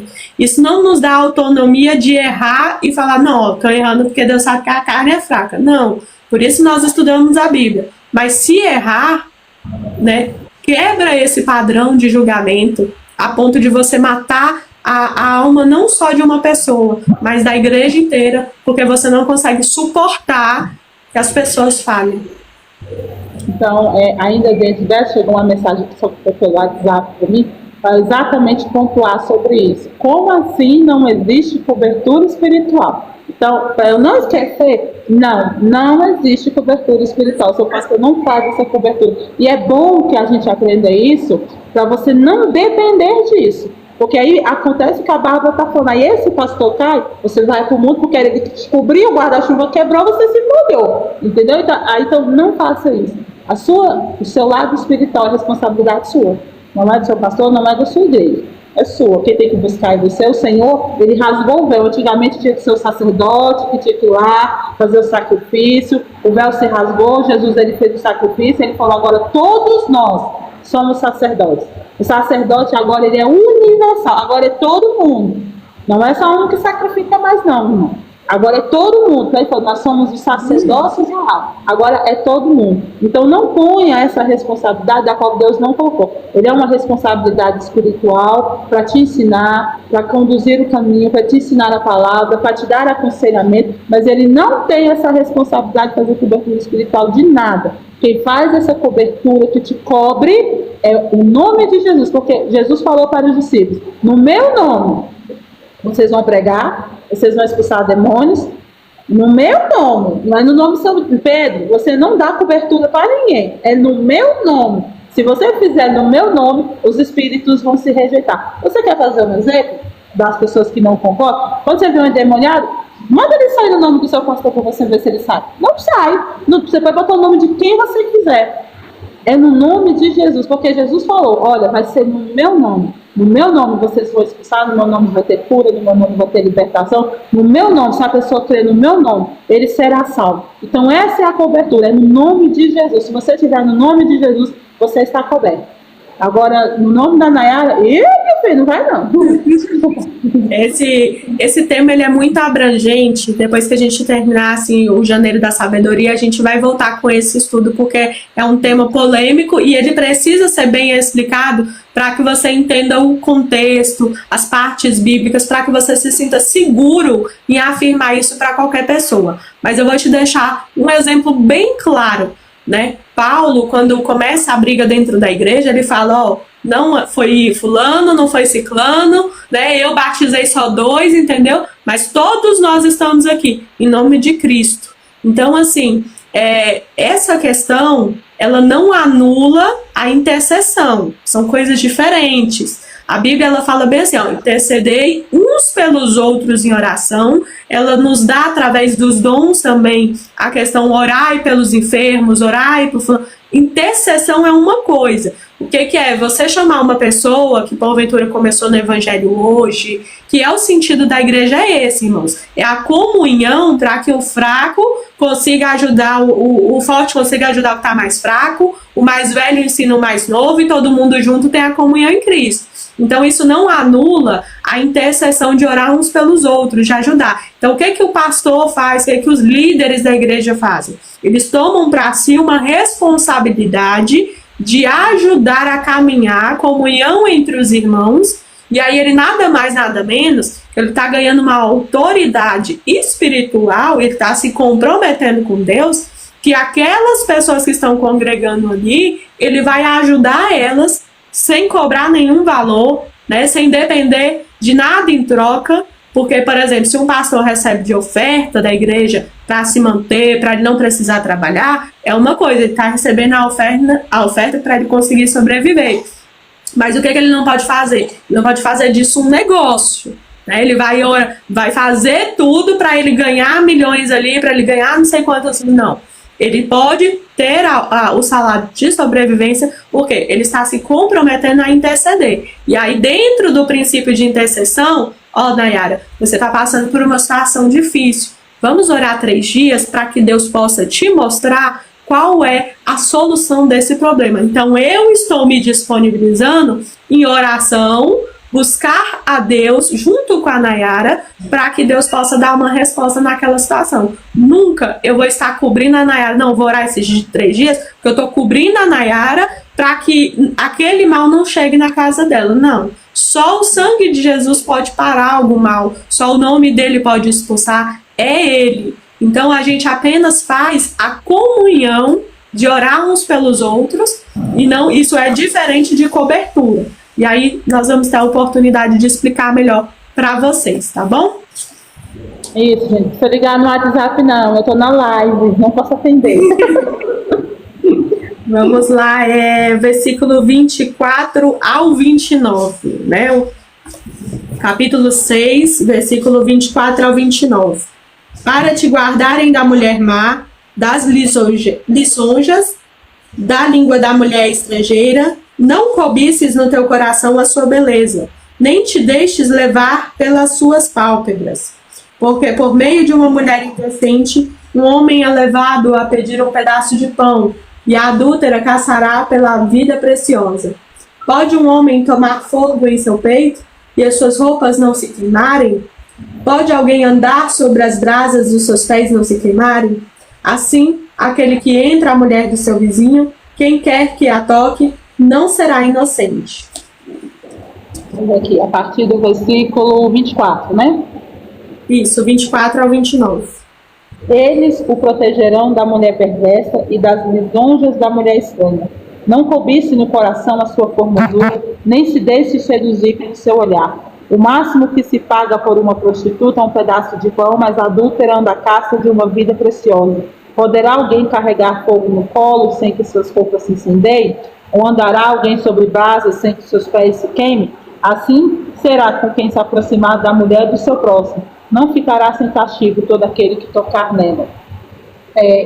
Eu imagino, né, que o livro de Provérbios é o livro que mais fala sobre o pecado sexual, de uma maneira muito aberta sobre isso. E aí ele está falando aqui da mulher adúltera, e aí não somente da mulher, a gente tanto fala da mulher como do homem. Como nós falamos na live de ontem, é exatamente sobre isso, né? E aí houve alguns questionamentos dizendo, não, o culpado é quem seduz, né? Quem está sendo seduzido, ele está sendo ludibriado e muitas das vezes ele não tem razão. Só que isso cai na... Então a pessoa não leu a Bíblia, porque a Bíblia está dizendo que você pode fugir. Aí quando começa o versículo 24, que fala assim, eles o protegerão da mulher perversa, eles quem? É o versículo anterior, a sabedoria e o entendimento. Então, ele está dizendo aqui, olha, se você se aproximar com a sua roupa do fogo, como é que você quer que ela não se queime? Se você se aproximar as suas vestes da fogueira, como é que você não quer que ela fique cheirando fumaça, que ela se queime? Então, é do mesmo jeito, se você está andando num caminho ao qual você está vendo que a pessoa está te seduzindo, com olhar, com conversas, com elogios, como é que você não quer depois que haja uma queda? Então, nenhuma queda, irmão, não adianta você ver para que você vem andando, tropeçou e caiu no colo da pessoa. Foi aos poucos. E é nesses poucos que a Bíblia está dizendo que você tem que ter sabedoria de cortar. Então, corte as conversas iniciais, corte os olhares iniciais, porque a Bíblia está dizendo que se você se aproximar da fogueira, você vai se queimar. E depois você não pode reclamar. Esse versículo ele começa falando assim, não cobices no teu coração. Então o que ele já está falando? Ele está falando, olha, a partir do momento que começou a entrar ali no seu coração, você começou a ter pensamentos maliciosos, você já está no princípio, você já está identificando que alguma coisa está errada. E aí não somos nós, não é a Bárbara, não é a Nayara que está falando que isso é pecado e que Deus, que você é inocente. Aqui no versículo 29, ele deixa bem claro, ó, quem quer que a toque não será inocente. Você não é inocente porque a Bíblia diz que você não é inocente, não é porque a gente está dizendo não. E aí, o que eu acho interessante é isso, que a Bíblia está dizendo que começa no coração. E o coração esconde, né? Porque uma coisa é quando está notório, quando as fotos já estão na rede social, quando os vídeos... Mas a Bíblia está dizendo que começa no coração. É no seu coração que se inicia. Então, é por isso que o seu coração tem que estar blindado, o seu coração tem que estar sendo policiado, você tem que estar pedindo sabedoria para o Senhor, porque é no coração que começa. Toda a intenção ela começa no coração. Quando Jesus ele veio falar de adultério, que a gente vai passar do adultério nos próximos versículos, a lei dizia o seguinte, que para se cometer um adultério, você tinha que ter a consumação do ato. Ou seja, você tinha que pegar o homem e a mulher no ato ali. E aí Jesus vem dizendo que, olha, se você cobiçar no seu coração, irmão, se você cobiçar no seu coração e não contar para ninguém, ninguém fica sabendo. Mas Jesus já está dizendo, você já pegou, porque eu sou do seu coração. Então, talvez você que é casado, você nunca encostou na outra mulher. Mas você já sim teve relacionamento com a sua esposa, com o seu esposo, com o pensamento imaginando outra pessoa. Ela não vai saber, ninguém vai saber. Deus sabe. Deus sabe. E Deus chama isso de adultério. Deus chama isso de adultério. Você fez consciente, você não contou para ninguém, mas o seu coração fez isso. O seu coração. É por isso que eu falo, irmão, nosso coração é pecaminoso se nós não vigiarmos. E talvez se você cometeu isso, se arrependa e peça perdão para o Senhor. Fazer, me perdoa. Me ajude a não fazer isso. Porque é no coração, você cobiçou. Porque começar no coração, e se você não fechar, aí, irmão, vem para os atos. Aí ele fala que aí vem os elogios, aí você vai se envolvendo. E a Bíblia está dizendo, não tem como você chegar perto da fogueira e não querer que a sua roupa seja queimada. Não tem como você ir dando espaço, você ir dando abertura e depois falar assim, Senhor, foi sem querer. Eu não quis, não foi a minha intenção. Deus não deixa isso como uma desculpa, porque Ele coloca no caminho dizendo, você pode fugir. Você mulher e você homem, você pode fugir. O Senhor, Ele te dá força para você fugir. Talvez você esteja passando por esse problema. Por exemplo, às vezes é o seu patrão, é uma pessoa que tem autoridade sobre você, você tem medo de perder o emprego, você tem medo de acontecer uma situação. Peça para o Senhor, Senhor, me dá sabedoria para eu lidar com essa situação. Me dá sabedoria. Irmão, se você pedir ajuda ao Senhor, peça ajuda ao Senhor antes do pecado acontecer. Porque de todo jeito, isso eu também aprendi com o meu avô, de todo jeito você vai orar. Ou você ora antes da queda, ou você ora dentro do buraco, mas de todo jeito você ora. Então escolha orar antes de você cair no buraco. Uma questão que eu deixo para reflexão, que vocês podem falar bem assim, mas isso é impossível, é do homem, o homem ele olha mesmo, ele deseja mesmo. Irmãos, ele olha e ele deseja se para ele aquilo ali for uma opção. Nós, eu e você, principalmente mulheres, nós olhamos 30 sapatos, se aqueles sapatos é uma opção pra gente. Normalmente, a gente só busca outro homem ou outra mulher se aquilo ali pra gente é uma opção. É o mesmo princípio dos dois caminhos, o certo ou o errado. Dentro do coração, ele só pode ter uma pessoa. A gente tem aí o exemplo, né, de Salomão, que teve não sei quantas mil mulheres, conheceu tantas mil mulheres, mas é uma que teve o coração dele a ponto dele escrever cânticos. Uma teve o coração dele. Então você que está passando por esse momento que você começou a cobiçar uma pessoa que não é sua, começar a imaginar uma pessoa que não é sua, atente-se para o que está errado dentro do seu casamento. Porque dentro do seu coração ele tem que estar o seu esposo, a sua esposa, ele tem que estar a sua aliança. Se você começou a ver outras pessoas como opção, é porque a sua aliança está querendo quebrar. E antes que chegue a quebrar, comece a se atentar, peça força para Deus, comece a planejar coisas dentro do seu casamento para fortalecer a aliança. Às vezes é a relação sexual que vocês não estão tendo, às vezes é o lazer que não está tendo, às vezes vocês tiveram filhos ou passaram por momentos de dificuldade financeira e não estão conseguindo mais se ver como um casal. Então, seja sincero com você e com a outra pessoa, de colocar ela e orar assim, falar, Senhor, essa é a pessoa que o Senhor me deu. É essa pessoa que viu meus defeitos, viu as minhas falhas, essa pessoa me conhece, essa pessoa que eu conheço, não existe pessoa melhor no mundo para mim do que ela. Né? Então, assim, reflita a respeito disso, porque é um tema que também merece um estudo mais longo, porque é um tema com muita desinformação do que a Bíblia realmente diz, do que é e do que é pregado, aí é muito diferente, e nós vamos voltar com esses temas mais polêmicos, mais detalhadamente, para que você veja que a base bíblica ela é muito mais simples, a palavra de Deus é muito mais fácil do que as regras que foi colocado para você, para mim e para você, tá bom?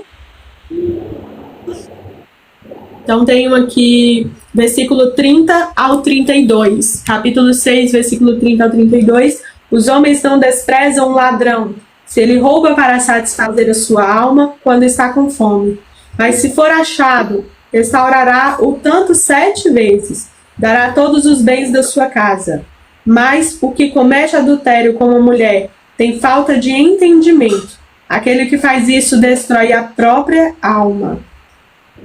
Do 30 ao 32. Não se despreze o ladrão quando faminto rouba para matar a fome, pois este, ao ser apanhado, pagará 7 vezes tanto. Entregará todos os bens de sua casa. Quem comete adultério não tem juízo, só mesmo quem quer arruinar-se é que pratica tal coisa. E aqui, mais uma vez, ele faz o paralelismo, né? Ele compara, né, porque ele ainda está falando sobre a questão do adultério, e aí ele fala assim, olha, o ladrão, quando ele é pego com fome, há uma misericórdia sobre ele, mas mesmo ele sendo pego com fome, ele pagará 7 vezes mais. Ou seja, o ladrão com fome é aquele ladrão assim, que tem motivos para roubar. Motivos para roubar. Normalmente, quem cai no adultério, ele sempre põe a culpa no outro. Foi a falta do outro, foi isso do outro. E aí é essa comparação que ele está falando. Ele falou assim, olha, mesmo o ladrão com fome, ou seja, dado um motivo humanizado para ele, mesmo assim, ele pagará 7 vezes mais, porque o fato dele estar com fome não dá o direito para ele roubar. E é isso que aqui está dizendo. Então, eu sei que nós estávamos até conversando isso mais cedo. Eu sou de uma geração, irmão, que eu nasci dentro da igreja. Então, eu falo com propriedade. Eu tenho 37 anos, isso aqui não parece, mas eu tenho 37 anos, nasci. E uma das coisas que eu sempre ouvia nas pregações para mulheres, e aí eu ministro a palavra desde muito cedo, e eu ouvia muito isso. Olha, você sabe por que o seu esposo saiu de casa? Porque olha como é que você recebe ele quando você chega. Você não está repeteada, você está vestido a roupa do político, você está isso, você está aquilo. Isso dava ao ladrão, dizendo assim, olha, você roubou porque você estava com fome. Entendeu? Você estava com fome, tadinho de você. Aí você vem para a Bíblia, e a Bíblia fala assim, tadinho nada. Não tem nada de tadinho. Então, vamos tirar esses ensinos que dão base para adultério. Ele saiu porque ela gritava. É claro que eu não estou falando aqui de agressão. Aqui é outra coisa. Eu estou falando de coisas que nós ensinamos como obreiros. Olha, se você engordar, se você emagrecer, se você fizer isso, se você fizer aquilo, você vai dar a oportunidade de ele procurar outra lá fora. Deixa eu te falar, se você teme ao Senhor, se você é fiel ao Senhor, e você deu a sua palavra que você seria fiel, Deus, ele não ortoga você a colocar motivos para isso. Não, Senhor, eu pequei porque ele não faz isso, ela não faz isso, ela não faz aquilo. A Bíblia está tirando esse direito de você.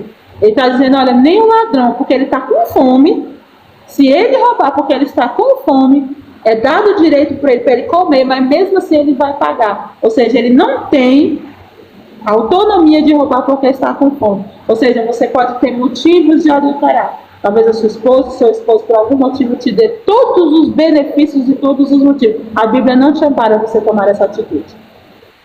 Ele não te coloca. A Bíblia não te dá. Ela engordou, ela teve filho, ela ficou cheia de estria. Ele engordou, ele está barrigudo, ele está isso. A Bíblia não te dá esse direito. E isso é muito importante nós falarmos sobre, porque as nossas pregações precisam mudar, principalmente em culto de mulheres. Principalmente em culto de mulheres, é preciso mudar esse comportamento de dizer, olha, você tem que lavar, você tem que passar, você tem que fazer isso, você tem que fazer aquilo, você tem que fazer isso aqui, você tem que fazer aquilo, porque se você não fizer isso, ele vai procurar outra. Se o seu esposo teme ao Senhor, ele não vai procurar outra. Não porque você merece, não porque você faz por onde, ou porque você não faz por onde. É porque ele teme ao Senhor. Então peça ao Senhor, o Senhor faz ele te temer.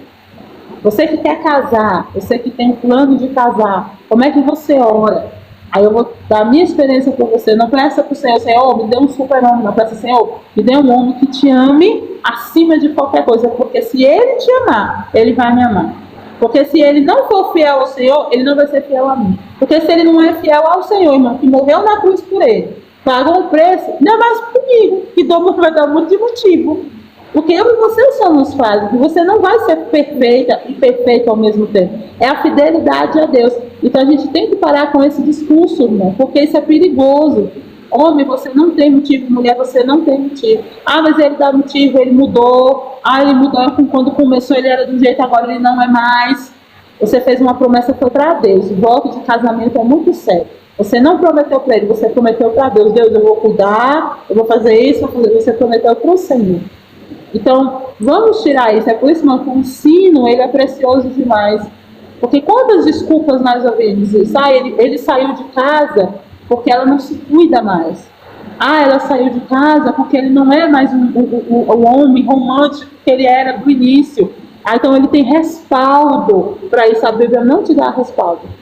A Bíblia não te dá. O homem te dá, a sociedade te dá, a Bíblia ela não te dá respaldo. Por isso que nós estamos aqui para ensinar a Bíblia. Porque por mim eu te dava um monte de respaldo para vocês aí de casa. Mas a Bíblia ela não te dá. A Bíblia só dá respaldo. O adultério que não tem perdão, para o abandono do lar, se você abandonar, e aí nós vamos fazer um estudo um dia sobre isso, o que é abandonar o lar, porque você pode estar dentro do lar e abandonar ele, não é o abandonar de você só sair, você pode estar dentro, então quando você agride, quando você tem um relacionamento tóxico, você já agrediu, então a Bíblia te ampara sim. Então você mulher que está sendo espancada, a Bíblia te ampara sim, porque isso é abandono. Porque o que é um abandono? É você deixar de amar. Então quem bate, quem agride, deixou de amar. Abandonou o amor. Não é abandonar lá não, porque tem mulheres que estão dentro de casa e elas estão abandonadas. Então, vamos aprender a palavra como ela é. Você não tem esse respaldo. A Bíblia não te dá esse respaldo. A Bíblia, é isso que aqui está sendo explicado. Não existe respaldo. Eu faço ainda mais você, que adultera. Você não tem respaldo nenhum de cometer este pecado grave diante de Deus e diante dessa pessoa. Por isso, irmão, que o livro de Provérbios bate muito sobre o adultério. Porque ele é um pecado que ele é evitável. Ele é evitável. Você pode evitar se você tiver sabedoria e temor ao Senhor. E aí eu deixo para reflexão, você jovem que está nos ouvindo, você que está noivo, você que quer namorar, você que quer casar, você está mesmo recém-casado, a Bíblia nos ensina que Abraão, né, quantos anos ele teve ali com Sara, né, todos os casamentos que você vai pegar ali na Bíblia, eles pegam a esposa desde muito nova até muito velho. Então, assim, o corpo vai mudar, o cabelo vai mudar, o jeito vai mudar. Uma hora eles estavam no deserto, outra hora eles estavam indo para outra cidade, depois eles estavam no Egito, voltou do Egito. Então, as circunstâncias, elas vão vir. Você que está pensando em casamento, você tem que parar para refletir. Eu estou disposta a amar essa pessoa da maneira que ela estiver? Se ela estiver acamada, se ela estiver doente, se ela estiver com saúde, se ela estiver pobre, se ela estiver rica, do jeito que ela estiver, eu sou capaz de fazer um compromisso com Deus, como a pastora Nara falou, o temor do Senhor, mas eu sou capaz de cumprir, de que eu vou estar com ela, porque o maior erro que nós estamos ensinando na nossa geração, a gente brinca muito, que dos 35 para baixo, nós estamos criando homens que buscam mulheres perfeitas, mulheres que buscam homens perfeitos, que o corpo não vai mudar, que o rosto não vai mudar, que o cabelo não vai mudar. Então, assim, se a pessoa sofrer um acidente, se a pessoa, né, perder uma perna, se a pessoa cair de um avião, tem uma pessoa aí que falou que se a noiva dele caísse do avião, pegasse fogo, entendeu? Ainda era capaz de amar e de cuidar. Então, será que você é capaz disso? Se acontecer uma circunstância, se mudar o corpo, se mudar a mente, se os filhos vierem, se a situação financeira mudar, esse tem que ser o teu compromisso. Se você não é capaz disso, não adianta você casar, porque você está iludindo você e a outra pessoa. As circunstâncias, elas vêm, sim, e vão vir. E aí você vai parar na primeira circunstância. Vamos finalizar do versículo aí 33 ao 35. Ele terá ferida e desonra, e a sua repreensão não se apagará, porque o ciúme é a fúria de um homem. Portanto, ele não poupará ninguém no dia da vingança. Ele não considerará nenhum resgate, nem descansará satisfeito, mesmo que lhe dê muitos presentes. Do 33 ao 35. Achará açoites de desonra e a sua vergonha nunca passará, porque o ciúme desperta o furor do marido. Ele não terá compaixão no dia da vingança, não se contentará com resgate, nem aceitará presentes, ainda que sejam muitos. Ou seja, aqui é a continuação falando sobre a mulher adúltera, só que aqui está pontuando sobre o relacionamento com você cobiçar uma mulher casada. Aí está falando da reação do outro, né? Ou seja, quando a pessoa está nesse relacionamento desleal, ele nunca pensa no outro, mas a Bíblia está falando do outro. Eu falo, olha, os ciúmes do outro, ele não vai aceitar presente, ele não vai aceitar resgate. Então pensa no outro.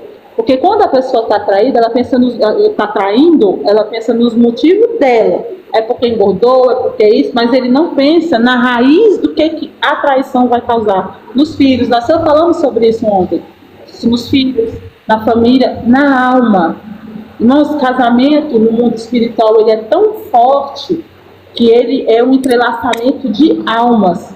Quando você vê Jó, gosto muito de usar esse exemplo, que Satanás, ele vai na presença e fala assim, eu quero tocar nele, porque aí o Senhor dá ordem e fala, toca tudo, menos na alma dele. Você vê que Satanás destrói tudo, ele só não tira a mulher. Você já parou para perguntar por que a mulher não morreu? Morreu o filho, morreu servos, a casa foi destruída, os animais morreram. Satanás fez um negócio, mas na esposa ele não tocou. Por quê? Porque o Senhor falou, você não toca na alma dele. Casamento é coisa de alma para você. Aí lá eu te pergunto, lá tinha cartório? Quando Jó casou com a esposa? Não tinha. Mas foi o compromisso da palavra lançar. Satanás não teve poder de tocar no casamento de Jó. Ele tocou nos filhos, ele tocou no corpo de Jó, ele colocou enfermidade, tocou. Mas ele não tocou na mulher, porque o casamento, ele é algo muito sério. Satanás, ele não tem poder de tocar no seu casamento se você não abrir brecha. Agora, se você abrir brecha, irmão, aí ele toca, isso é uma questão de alma. Então, a traição, você não está ferindo só o corpo da pessoa, você está ferindo uma alma que nem Satanás, irmão, teve a ousadia de tocar. Você pode fazer isso. Porque você já parou para pensar, Satanás poderia ter pegado a mulher de Jó também, mas ele não tocou nela. Ele não tocou nela, tanto é que ela deu filhos para ele novamente. Ele não tocou no casamento. O casamento de Jó continuou, mesmo ele sem dinheiro, ele todo arrebentado, a esposa. Eu tenho uma interpretação diferente, que todo mundo fala assim, nossa, só foi ela perder o dinheiro, que chamou, falou assim, morre. Não era isso, irmão, ela tinha acabado de perder filhos. Qual mulher fica insanidade, os filhos, todos eles morrerem um dia? Fala para mim qual é a mulher que ficaria bem mentalmente. A reação dela para mim ainda foi pouco comparado de que muitas mulheres teriam, mas ela ficou. E ele também ficou. Ele tinha motivo de largá-la porque mandou amaldiçoar o Deus. Ela tinha motivo de ir embora porque tinha acabado tudo.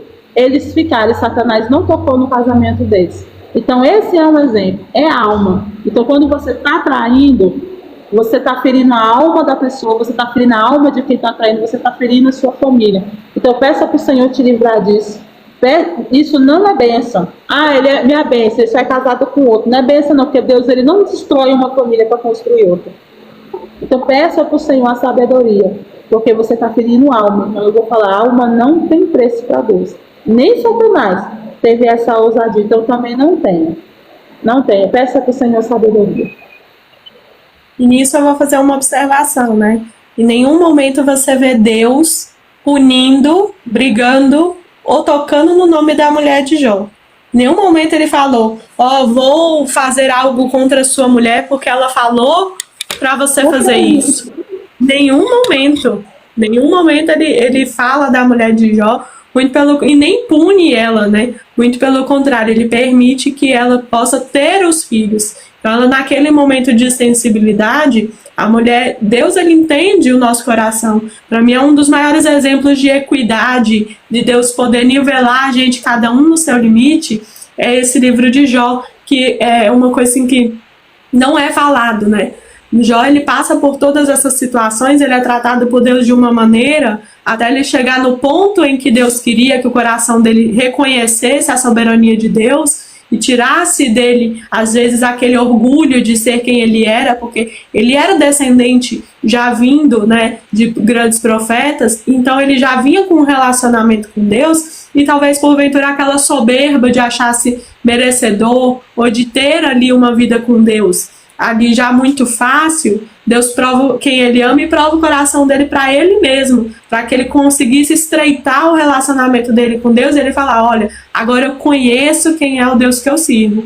E não é da mesma maneira que a mulher de Jó é tratada. Deus não despreza ela, Deus não pune ela, Deus dá outros filhos para ela, Deus entende que aquele momento de depressão que ela está passando, aquele momento de dificuldade emocional, por ter perdido tudo, por ter perdido os filhos, a dor da alma dela, Deus não toca nela. Deus não pune, não julga ela. Ele trata ela de uma maneira e Jó de outra. Porque é a equidade de Deus, a lógica de Deus. Irmãos, isso é maravilhoso de você observar. Que a lógica de Deus, ela não é a nossa lógica.